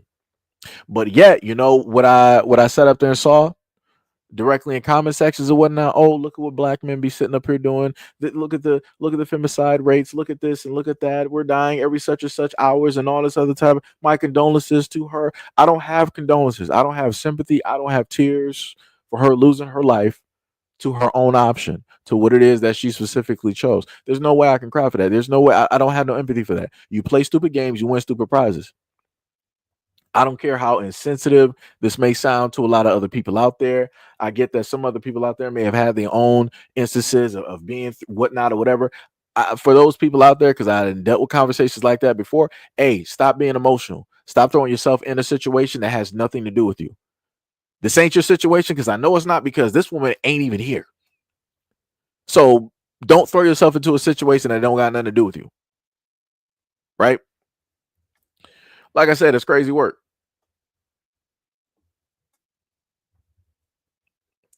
It's crazy work. 100%. But again, like I told people before, I try to put out these stories to give a warning out there to black women, not just so to the black women, but also to their daughters. Because in a lot of instances, you have a lot of mothers that are not talking to their daughters about making better choices when they decide to sleep with and select certain men to sit up there and be with. Because like I said, me as a black man, no matter if I was a teenager or the man that I am today, I cannot sit up there. People can sit up there and say, oh, black men need to lead, like the one conversation that we had in the live stream where the woman wanted to debate and she wanted to move the goalpost. It was like, oh, you black men, you need to lead, you need to lead, you need to lead. But like I said before, I can sit up there and try to lead black women or try to direct or tell them certain. If they don't want to listen, they don't want to listen. It's nothing I can do. And you can't sit up there and call me the villain or say that, I'm the reason why black men are out here doing. No, you the reason. You the reason. You 100% the reason. because you opt not to sit up there and take the lessons or listen to what it is that a black man is specifically telling you. There's nothing I can do.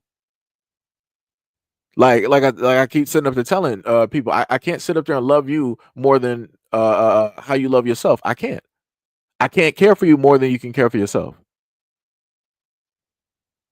Like, yo, it's crazy.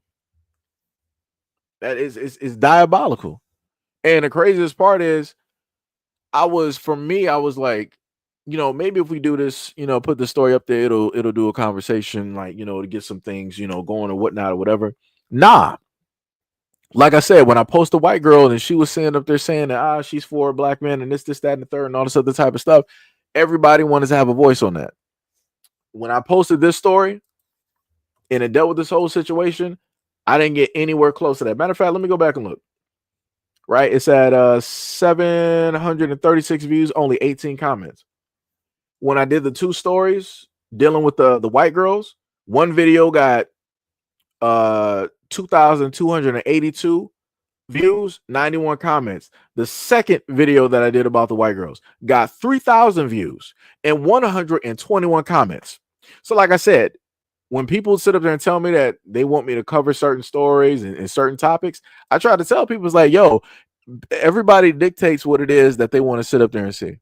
If everybody is able to actually actively see all of those other videos that I do, I know that people are able to see the other videos that I post. They opt not to sit up there and engage. And specifically, a lot of women opt not to engage in those posts. If I posted a video where it was a dude, like this dude here, sitting up there saying this directly to this black woman, and I cut the video just there, that video will sit up there and be doing numbers. It'll probably get reposted and shared and all this other type of stuff. But videos like this, nah, it's not gonna happen. It's not gonna happen. It's not gonna happen. And it'd be like that. Because in this story, you can, if you go through and actually read the full article and everything, everything will tell you, like, yo, this woman brought this on herself. She was the main determining factor on how all of this unraveled, with all of the loss of life and those affected and everything. It was her. We already know the dude on the right. Like, they said that the dude on the right, which was her ex-boyfriend / husband / ex-husband, he had a record stemming back to when he was like 16 or 17 in high school. So he was already on demon time. He was already there. So like I said, I don't even need to sit up there and call that dude out. It is what it is. He basically got a smile after he done took life. So it's already apparent what type of the type of person that he is. I don't even need to call that out. But like I said before, it'd be like that though. You wanna try to bring awareness. You want to try to even a playing field and stuff like that. It'd be like it's crazy work though. He said Ishmael said he might bag the correction officer. Said, yeah, that happens all the time. You got a lot of women that will go for who are correction officers, and they'll go after guys like that all the time. Nikki Pooh said men need to heal and women should just stay single. Tippy said femicide is real, but you're not wrong either. Sometimes you can clearly see a dude is not right. Yeah, Tippy said, and you can clearly see that some black women are not good for you. Yeah. Yep.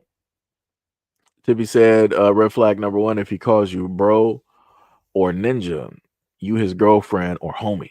Nikki said, the people who are meant to see your videos will find them. You do good work, brother. Hey, much love, respect, and appreciation. Sometimes it feels like it just falls on deaf ears.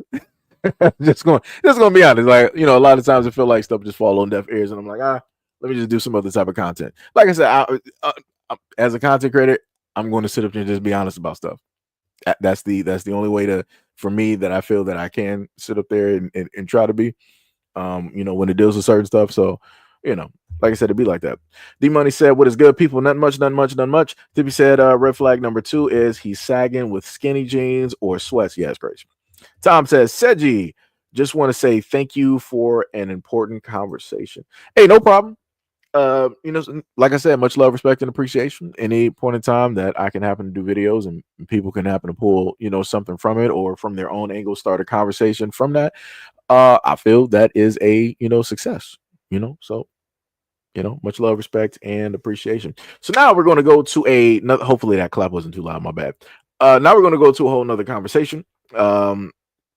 With this woman here. I can't specifically tell you because I was editing, the video. I listened to it, but I didn't fully listen to it. So technically, this is going to be my first time listening fully with you guys, and we're going to assess the situation and see what it is that she has to state. Swat said, "I appreciate you, bro. Appreciate you too. Much love, respect, and appreciation."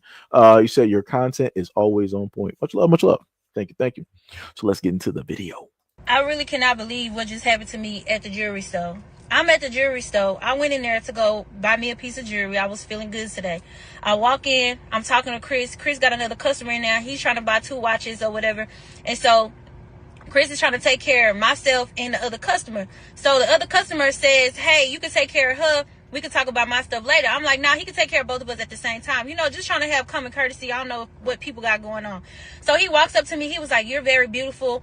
Or whatever. I do skits. I'm not a rapper, but he was like, I got like 2, 3, sets. So let me show you my sets. So he goes on his Instagram, showed me his followers. He got like 1 million followers, talking about he just worked with the Double Dose twins, talking about he about to work with Boosie. He showed me his DMs with Scrappy, showing me Rolls Royces, showing me jewelry. I'm already turned off because I don't like no like, if you got to do all of that to pull I'm not the for you. He continues on. So hold on. So I want to know, I think she said that this is also in Atlanta.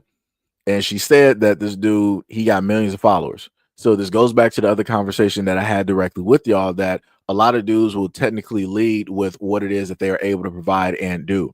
He's not only showing that he has built something, right? So he is able to create, right? That's what he's trying to show. He might not have conveyed it in that way, but he said, I do skits. These are my followers. These are the contacts that I have with different celebrities directly out there, meaning that he has opportunities. And if he has opportunities, if you're basically with him, you can also share in and potentially have those same opportunities and different things. And like I said, I'm reading this a little bit different versus what she is, but maybe that's just me. But let's keep going. He was like, I said, well, here's my Instagram. I give him my Instagram or whatever. And he ends up saying, oh, do you want to do a skit with me? I was like, okay, we can talk about it, whatever. So he says a price, and I said a higher price. He was like, all right, cool. You beautiful. I'll pay you that. I'm like, all right, cool. So I gave him my number. He was like, can I get your number? I gave him my number. His number called my phone. The number came up. My phone is on D&D. So when his number called my phone, I ended up texting and on his phone, and I text JB. And so he was like, you're not going to save my number? I said, I'm going to save it in a little bit. He was like, why wouldn't you save my number right now? Oh, you don't want to do no business? All right, I'm just going to go get the Double Dose twins to do business. They the baddest in Atlanta. Then he started calling me. Then he started, like, just going all crazy. Like, first of all, for you to have so much money, why the you have the veneers at the top and the bottom teeth look like butter? They throwing up hoods and all of that. Like, how you going to get mad because of I want to save your number? So I just want to just clarify something, right? So she said that he was being disrespectful to her by calling her directly out of her name. But out of this whole video, she's consistently referred to herself as that. So it's a positive if she says it as a black woman, but it's a negative if a black man calls you that. Okay. I'm just making sure. I'm just trying to keep count. Like, and this is how we got here. Watch the next clip. Who is this coming up to me up in the stove? Want to show me his Instagram and then want to get mad because he gave me his number and I won't save his number in my phone and then try to call me above 2 seconds ago. I don't know her. I just met 2 seconds ago. She's a fan. I don't know her. Boy, I don't know you. Who is this Chris? Who is this Jason, you recording me. Boy, who is this? You recording no Sexy Red. Chris, get this for something really happened up in this for real. I'm not playing. This is mad because he gave me his number asking me to do a skit and I didn't save his number in my phone and he in here talking crazy.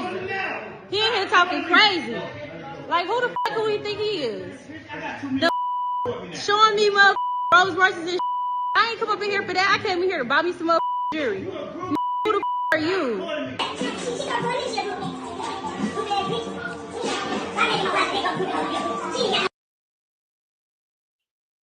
So that was that.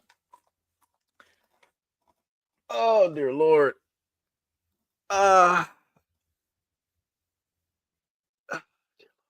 Okay. So we were able to get and understand that. I'm just gonna be real. I don't like nobody's actions. Only thing I tried to do early was explain what it was that he was trying to convey, because usually a lot of dudes don't know how to convey stuff properly. Both people are failures. Number one, she was calling herself directly out of her name. Number two, the guy decided that he wanted to start acting wild and start going off at the mouth and hollering and doing all of this other type of stuff, but yet you got, all of these other types of women that you can work with and all this other type. Ah,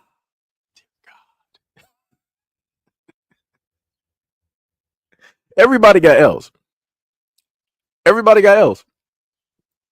Like I said, for me now, for other people it may be a little bit different.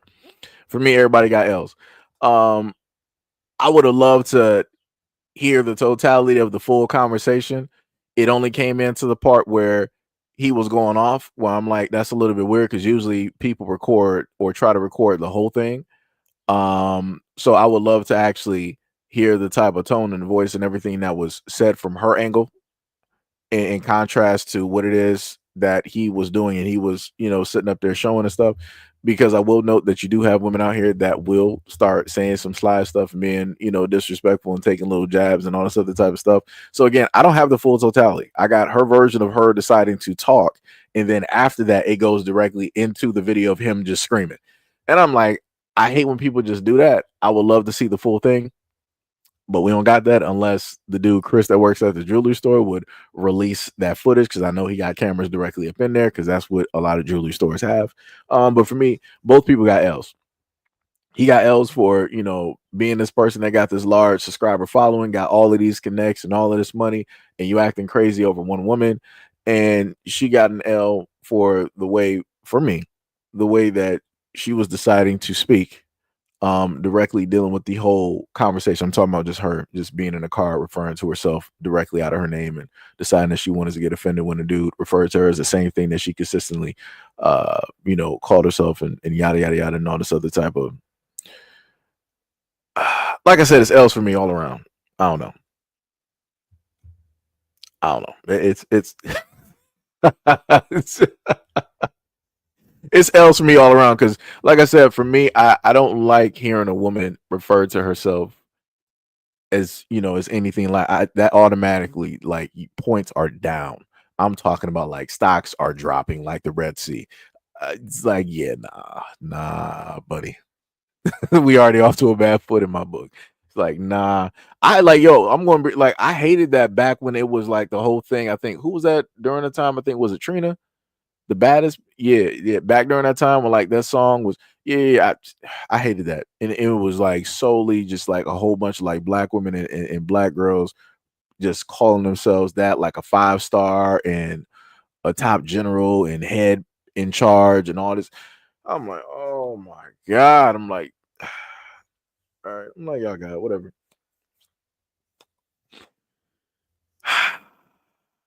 It's crazy. Dark Tide says she's definitely a supporter of feminism, aka toxic femininity, and he's a beta male getting triggered. Yeah. Like I said, for me, both of them got L's. House of L's right now. Swat D said childish reaction. The whole situation could have been avoided by being patient with each other. Yeah, that's facts. And the craziest thing directly about that is the thing where initially the dude was like, yo, I'll let you, deal with the dude Chris the jeweler. Like, yo, I'll let you sit up there and deal with her, and I'll sit up there and do whatever I got to do after. If she would have just been like, did that, I'm pretty sure that the whole situation would have been different, because the dude probably would have been, probably looking around the jewelry store, or maybe looking at his phone, responding to messages. It probably went there. But because she was like, oh no, he can sit up there and just deal with both of us at the same time. Sometimes, God lets you know certain things. God has many voices. And a lot of times people opt not to listen to God, and they just want to do whatever it is that they want to do. So very easily, maybe the situation could have been different if you would have just opted where he was like, hey, ladies first. He can just, deal with you. She opted not to do that. But like I said, for me, it's L's on both sides. Just being real. L's on both sides. Yo, what's up, Radio? Wait, Swat said childish reaction hosted. Oh, yeah, right there. Okay, so Radio said, I think he had his feelings because she was recording him and he felt she was messing with his brand. That's what I'm thinking. I mean, that could be possibly a thing too, because he gets paid, right? Whenever he's on camera, he gets paid. The only person that's going to get paid, in a sense, from this reaction or whatnot, whatever, is her. The only one that's going to gain something from this type of like filming is her. So I mean, from that extent, from what you were saying, I can see that. I can see it. Radio said he felt like she was messing with his money. I can see that. Michael said that's why it's only good for. All right, that's why they're only good for being baby mamas and baby daddies.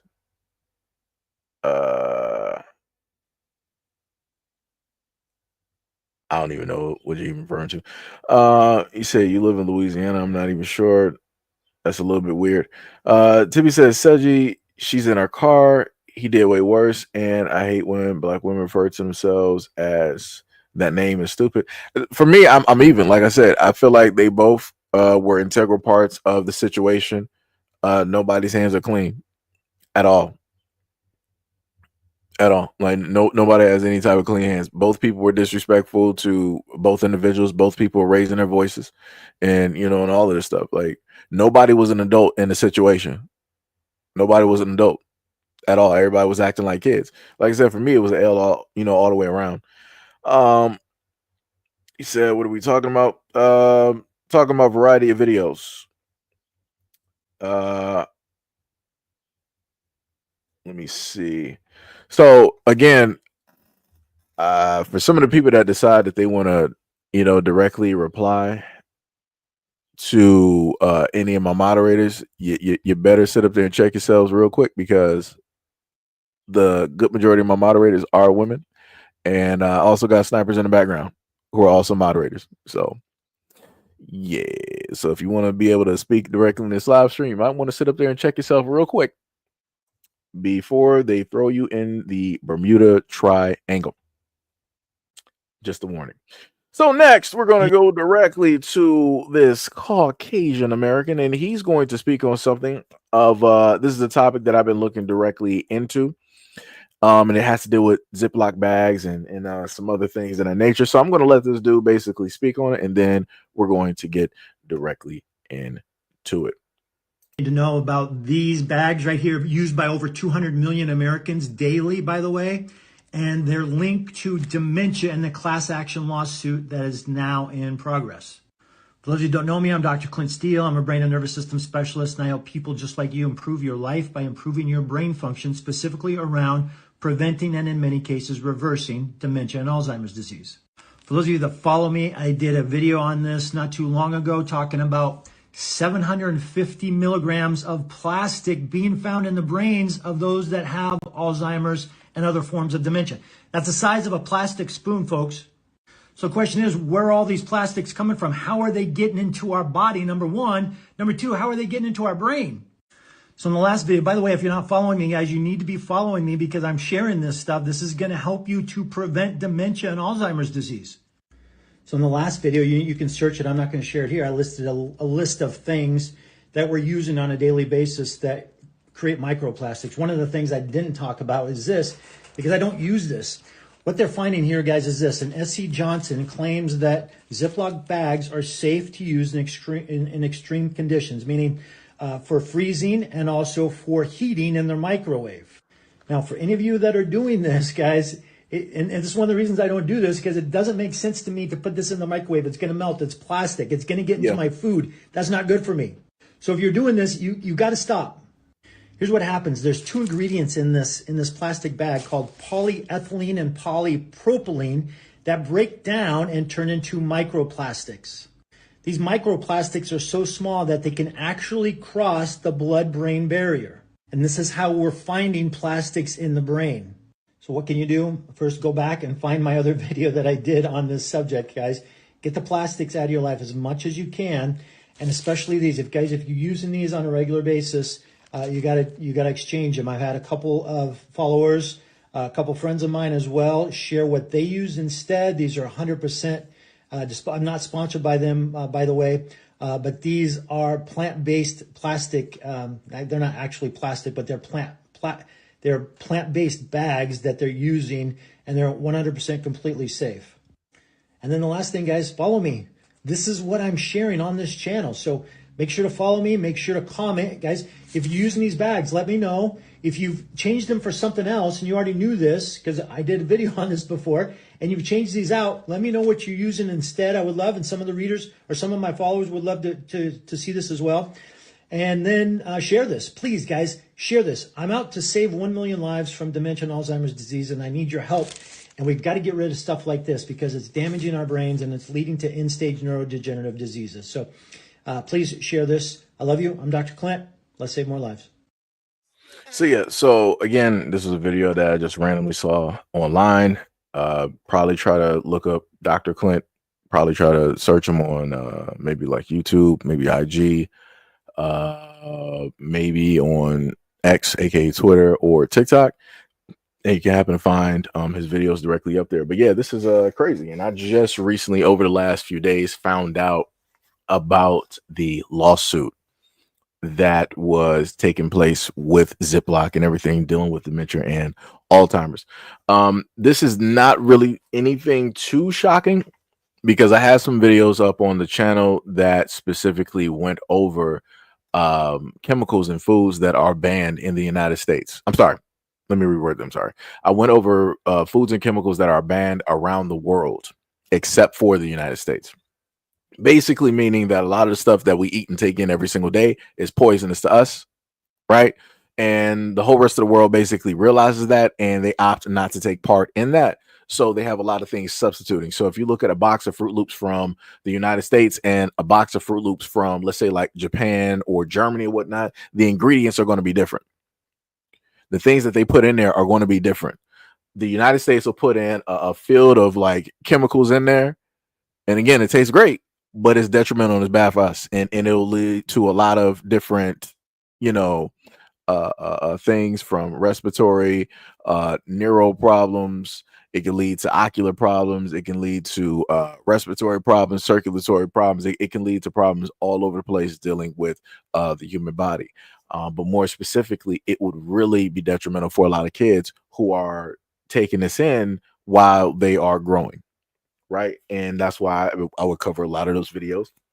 Trust me, a lot of those videos did not get no type of shine, no type of light. It'd be like that.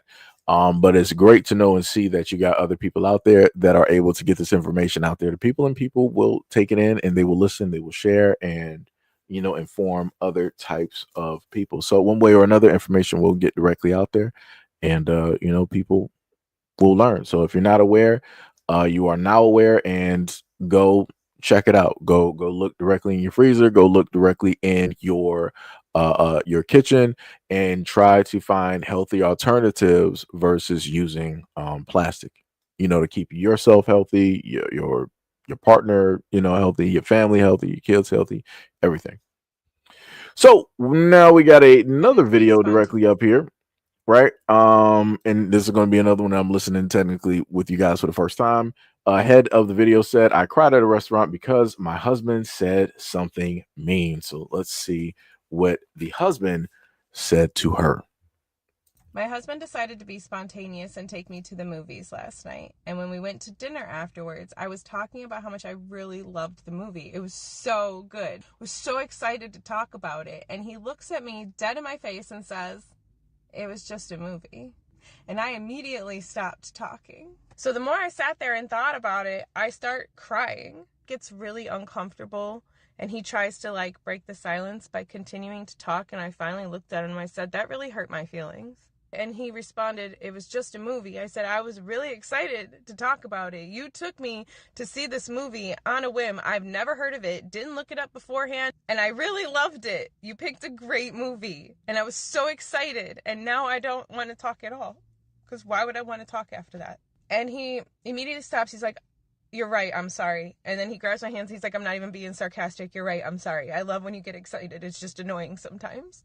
I recognize that he is trying and he is learning how to communicate with me. It's not an overnight process, but it is very painful. He's still new to his healing journey, so I just have to keep remembering that.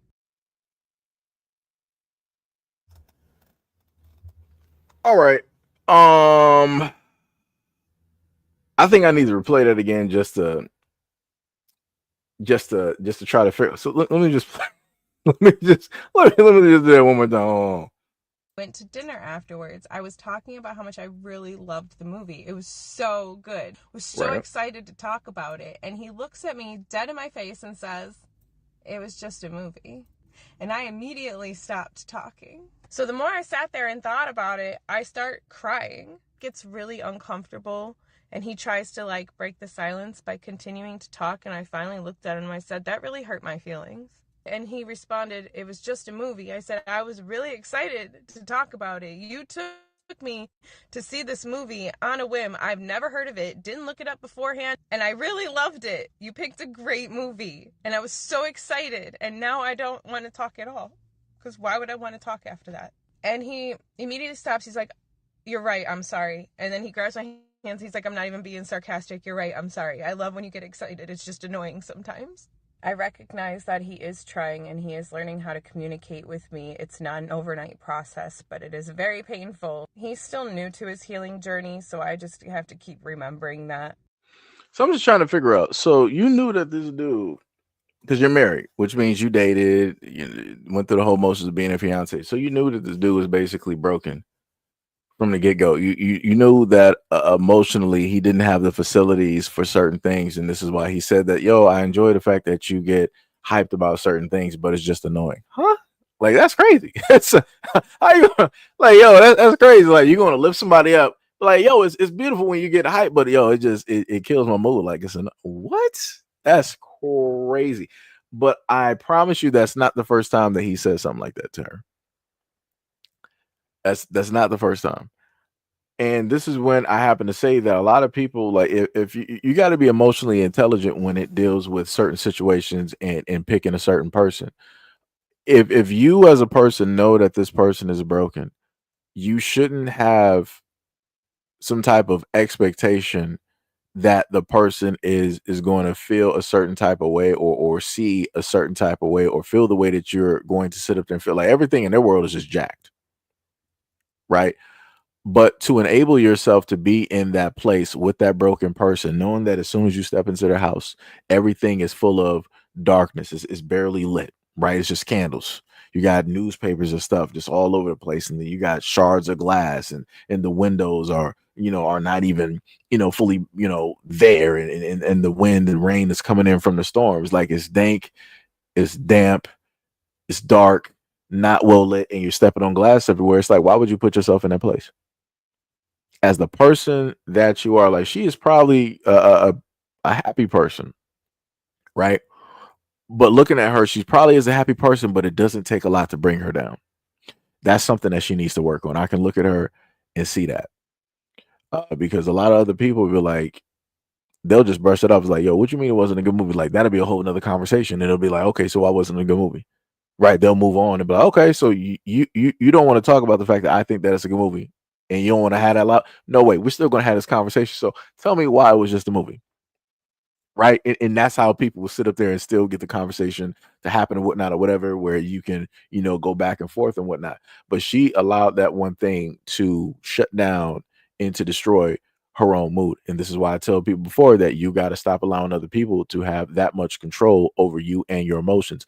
The moment in time that you do, you no longer have control over your faculties. You no longer have control over yourself, because that means that the person can cut on the switch and they can cut off the switch irregardless of whatever you're doing. They can just do that at any point in time, and you're allowing them to do that. People got to stop doing that. People got to stop doing that. But also, Sinners is a good film. I do want to put that out there to people. Sinners is a good film. If you haven't seen it, you need to sit up there and go see it. Dark Titan said exactly. It's very hard to fix a broken person. Yeah, and it's like I don't understand why she decided to get married to that person. Like that's crazy.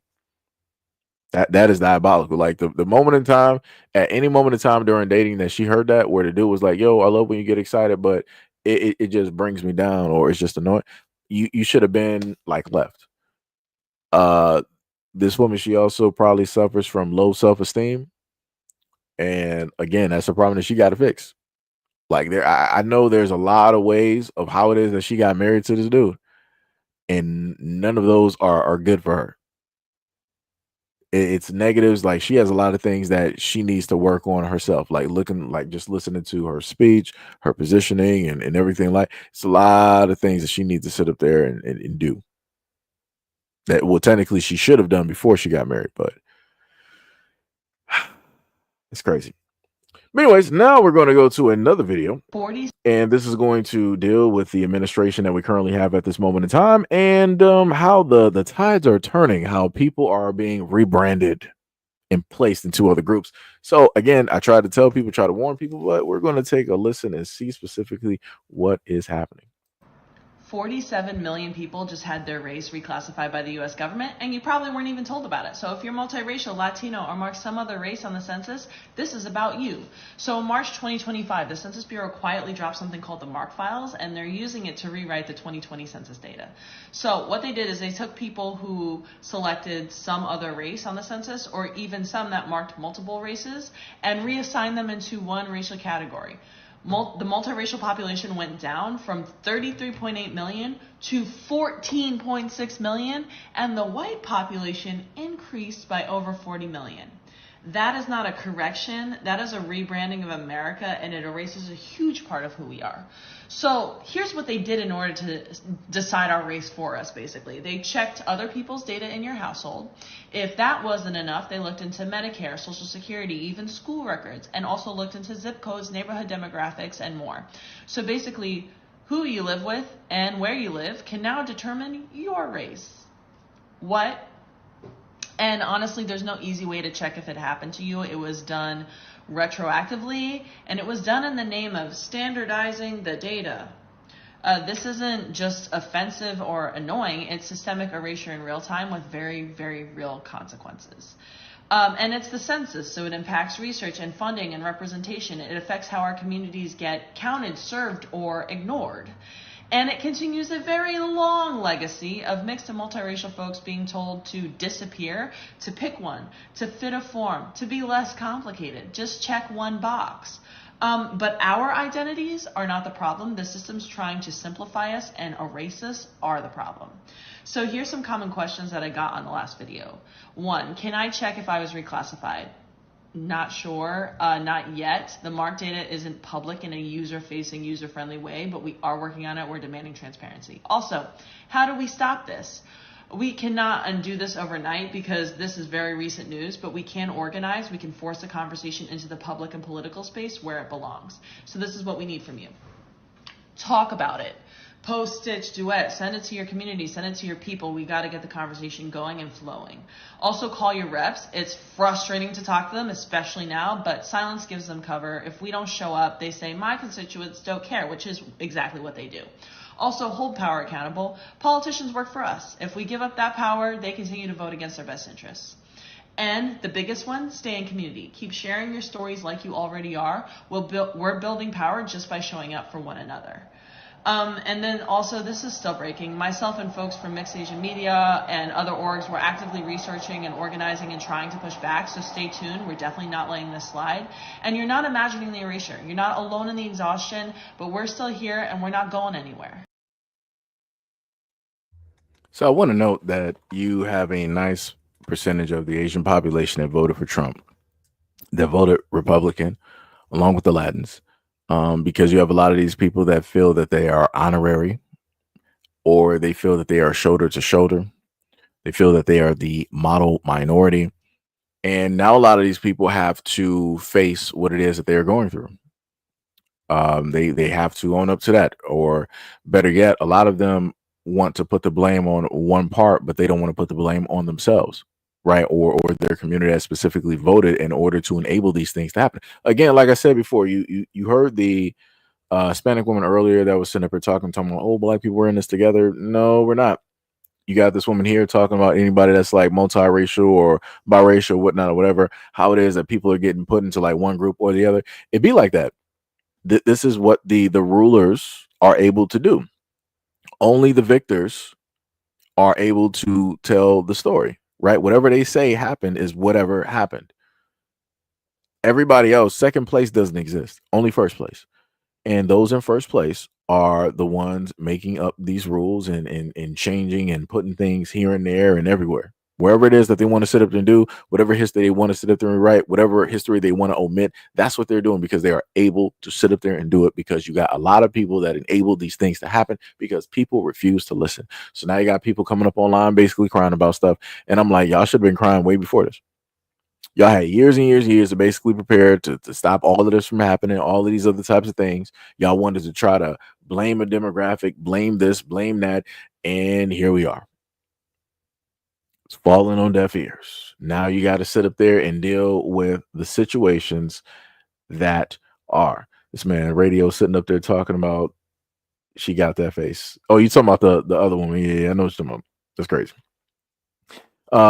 Radio said, oh, now it's an issue now that it's happening to them, but it's been happening to our people for years now. And we've been trying to tell everybody, yeah, black people are the most rebranded people in the United States, bar none. Nobody else has been rebranded more than black people at all. Nobody else. Nobody else. But it'd be like that. Nobody wants to pay attention to the first people that has been happening to and still consistently happening to at this moment in time. So it is what it is. Like I said, everybody will find out. All these other quote unquote minorities or whatnot, whatever, y'all will sit up there and figure it out. Black people have had to deal with it, so now y'all got to deal with it. Everybody gets their turn on the wheel, and now it's your turn. It's that simple. D said that's the biggest lie. The government works for us. No, you are right, but hey, it'd be like that. Let me see. Veg said we're all on the stage, we're just watching. I mean, it'd be like that. But in order for that stage to be built, the people who are watching had to have built it. The elite people are not going to sit up there and just build a stage. They're going to have the 99% build the stage for them. So instead of people just watching, you can easily dismantle what it is that you built, correct? Or maybe it's just me. Maybe it's just me. What was it? Tethernator, what is up? What is up? You said there is no black and brown coalition now. All of these immigrants are French all of a sudden talking that wee stuff. Wee mon ami. Me chérie. Yeah. Crazy word. Tippy said, I think in the 70s we was Afro-Americans. Yeah, like I said, we went through a lot of different things. Negroes, coloreds, Africans, African Americans. Went through a lot. Somebody said replay the clip. No, just pull back the live stream a little bit. All you got to do from where you are right now, just pull back the live stream a little bit, and you'll get the woman that you see right here playing. And yeah, because technically I'm trying to get through this real quick because I am hungry. Let me tell you, I'm hungry. Let me see. Sear said, yeah, we were shaking. Yeah, I don't even know what you've been talking about. So the last video I'm going to save for last, but this is a video that Hack was talking about. This is a story that Hack was talking about. And the funny thing is, I was supposed to do a story on this, but I forgot about it. So we're going to look directly at this video of this African woman and what it is that she is. Oh, I didn't get that. How did that happen? Hold on, let me see something real quick. Okay, now I got it. Okay. So now we're going to look at this African woman and see what basically happened to her on the flight that she was taking, right? So let me just get this video real quick. And here we go.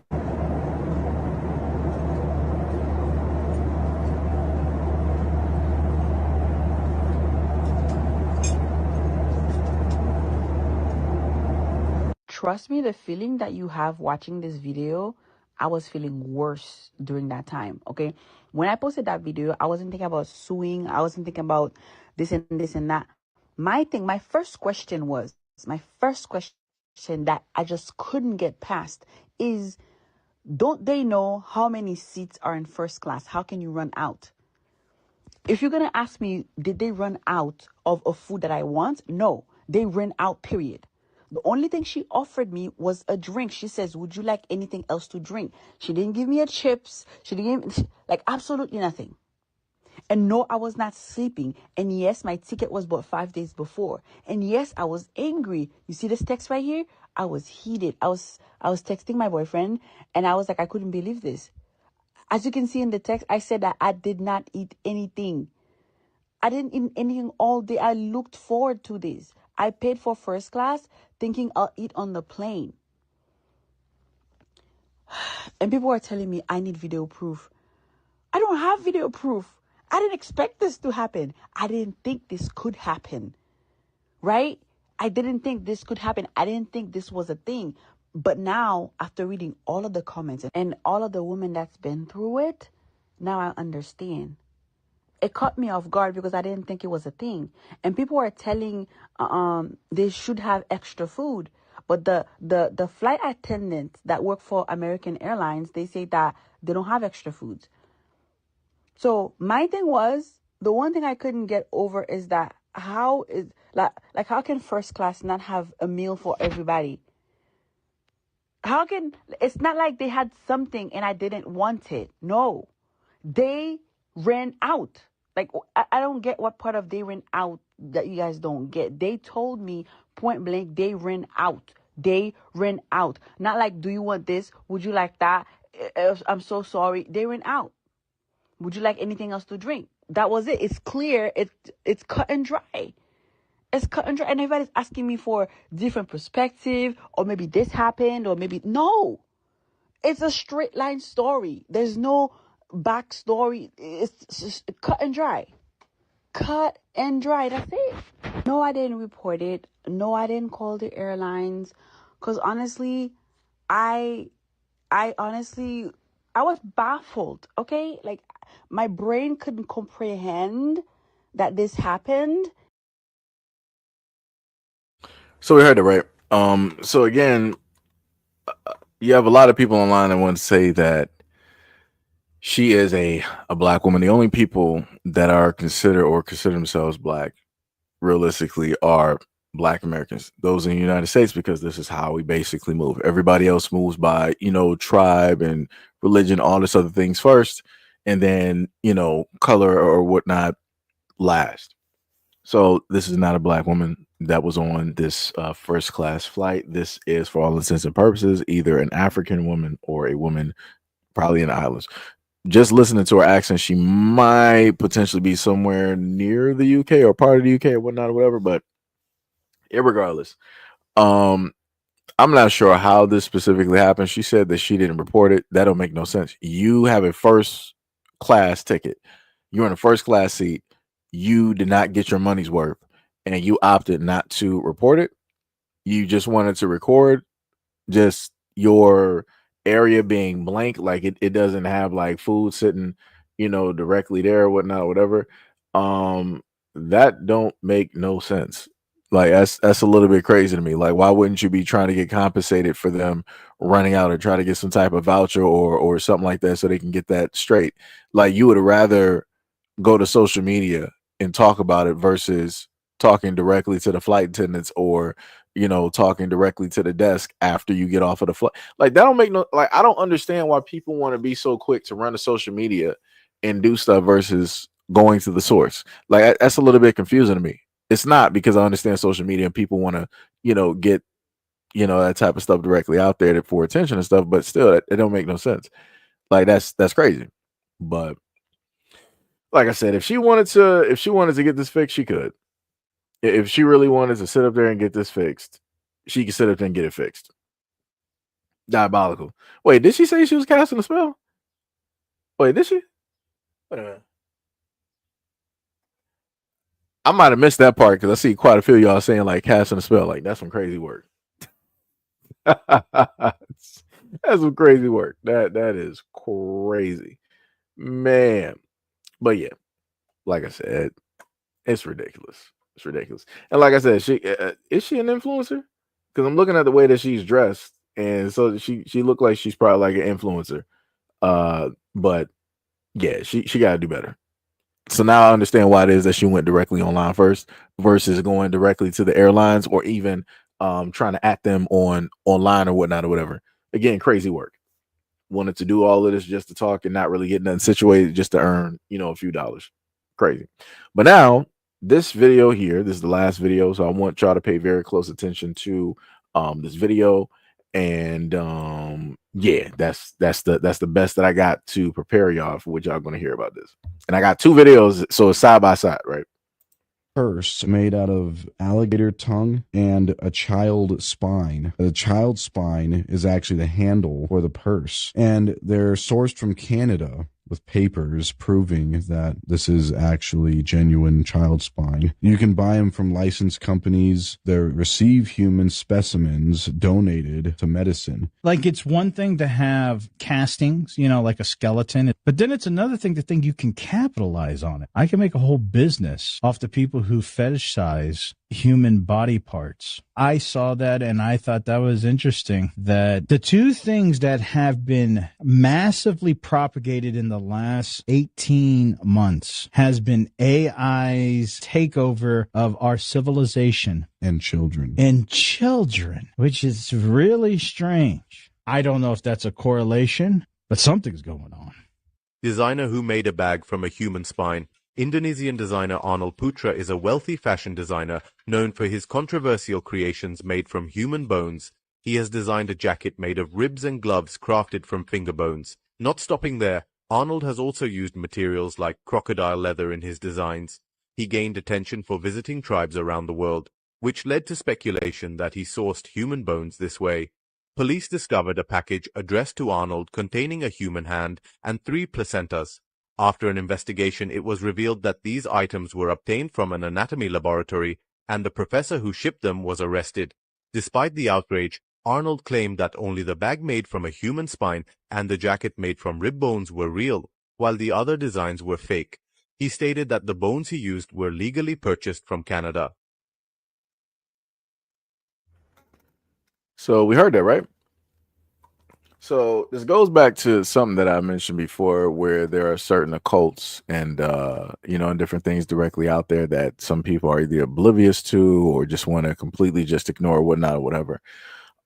There's other things directly within that I've talked about, and I've highlighted stories dealing with some of the most vulnerable within our societies and different things of that nature. The rich like to play with a lot of stuff. And the rich like to publicize it in a variety of ways, of which that only they can, in a sense, understand. Because, like I said, it's a big giant party. Well, it's a small party, and you're not invited, right? The top 1 to maybe 2% are invited, and the rest are not. We're just looking up at the glass ceiling, seeing everybody just like dance and party and do all this other type of stuff. And a lot of people wish that they were them. They wish that they could just get a little bit in there to, hobnob and do all this other type of stuff. But like I said, you got to do a lot of things in order to be there. And these are some of the things that have been talked about before, or you have people talk about, like sacrifices and all this other type of stuff. Yeah, this is pretty much lines up with that as well. Because this dude also has a picture that I was able to find online. You probably can't see it. I mean, you probably have to like zoom in.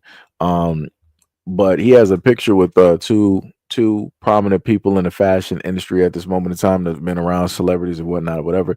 The lady to the left is pretty much known as like a witch for all intents and purposes, and things that she does and yada yada yada. You'll happen to see her in some pictures with a lot of celebrities like ASAP Rocky or Rihanna or Jay-Z and all these other type of high profile individuals. The same thing as the white guy that's in the ski mask, right? But yeah, like I tried to tell people before, like the stuff that I happen to tell y'all about or to try to make y'all aware of, I'm doing that for a very specific reason. I'm doing it the best way I can. I mean, other people, got way more information and can elaborate, a lot more on it. But like I said, this stuff is real, but it's just that people don't want to see it. Everybody want to, oh, that's just like nobody's out here doing this, and what proof do you have? And that you literally got this Asian dude who is a high class fashion. Again, I've never heard of this dude, but I do have his website directly up, and still looking around to try to find some some other types of things, because I'm looking at some of the jewelry, and the jewelry might look a little bit weird when it deals with that. Some of the gold jewelry looks a little bit um odd to an extent. Like they got some weird jewelry on here where it's like these type of like faces in the circle, like it's a ring, and different stuff like that. Like I said, it's some stuff. It is some stuff. So I would not put it past. Oh, he got like 56 pages. I have to spend some time looking through this. See, that'd be something I'll probably do a video and cover a little bit later on, going through some of this stuff here. Trying to see. And like I said, there's a lot of things that have a lot of occult symbolism directly in there. They like to do the whole thing with the pyramid, eye of Horus, the all-seeing eye, all of that, type of good stuff, doing a whole angle of, covering the eye and different things of that nature. You can see that with a lot of celebrities as well. Like I said, it's not a coincidence when you see a lot of these celebrities, dressing with certain, symbols, or doing certain, hand gestures and all this other type of stuff. Like I said, it's a whole thing. It is a whole thing attached. Because one of the necklaces, if I can go back to the image, you would probably have to zoom it up on your own time, but the necklace that he's wearing looks like the image of the head of like a child with like some fingers underneath the chin of the head. Like I said, it looks real weird. Real weird. Tippy said maybe he's lying for attraction viewers. That's real. No, it ain't. It's not a lie, because you can look it up. They got the story. They got stories directly up there dealing with it. Like this was how far back is this? What's the name? Because it says designer Arnold Pultra selling ethically sourced human child spine bag. No, it's real. That is a real thing. Like people sat up there and wrote full on articles and everything. Like I said, you got people out here doing stuff. Like I said, unbeknownst to a lot of people, you got people doing stuff in some cases is directly right out there in the open. But you can happen to look them up yourself. Arnold Putra. Like I said, dude got an IG and all that other type of stuff. Might be able to, look up some other stuff. Yeah, it's crazy. Diabolical work. Diabolical. Radio said probably gold covered baby bones. Yeah. Tippy said, dude, he's not poor. He's sitting next to that demonic fashion designer. They like throwing parties and yeah, I got another picture of the same fashion designer where they are drinking. They're taking like a spoon. I'm not sure what type of liquid that was, but they had like a live model inside of this box with this liquid that was looking kind of like red and oily. And yeah, like I said, it's a lot of weird stuff. Lot of weird stuff. It's crazy work. Crazy stuff. Somebody said he should be arrested. I mean, I guess that depends on the country. Tippy said he was spine back. Not surprising at all. They love exploiting children. Yeah. Yep.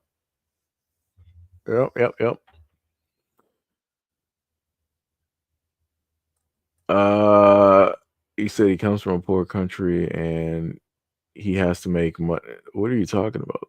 I'm not even sure what you're even advocating for, or what you. Yeah. Let me see. Hold on. Yeah, I feel like you just talking just to talk at this moment.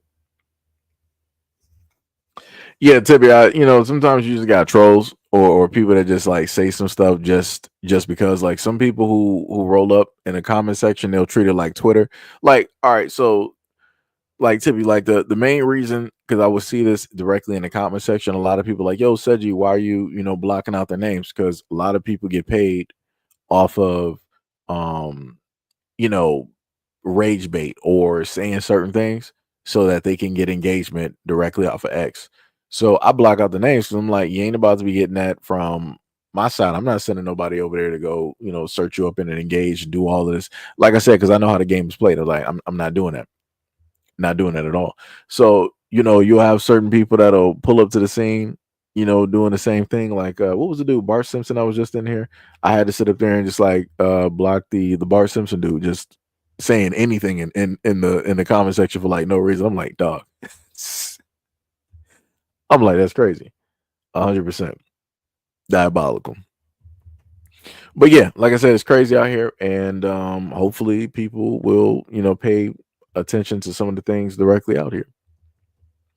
But yeah, that is pretty much it, guys. That is that's pretty much it. That's all I wanted to go over and talk about at this moment of time. Shout out to any and everybody that pulled directly through to the live stream. Shout out to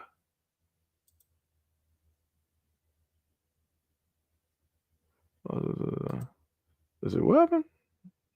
Much love, respect, and appreciation to all of those folks directly out there who also pull up to the scene and donate a variety of ways directly to the channel. Love you guys a lot and everything of that such. Shout out to all of as D Money would say, shout out to all the regulars. Shout out to all of the members of the channel. Shout out and much love to all of the moderators, to everybody that's a part of the Patreon, and people who have donated in other ways as well. Much love, respect, and appreciation, because I would not be able to do what it is that I do without people, like you. And shout out to a lot of y'all that happen to pull through and show up to like the videos and different things of that nature when I post them on the channel as well too. So put that directly out there. Relevant Love says save the children. Yeah.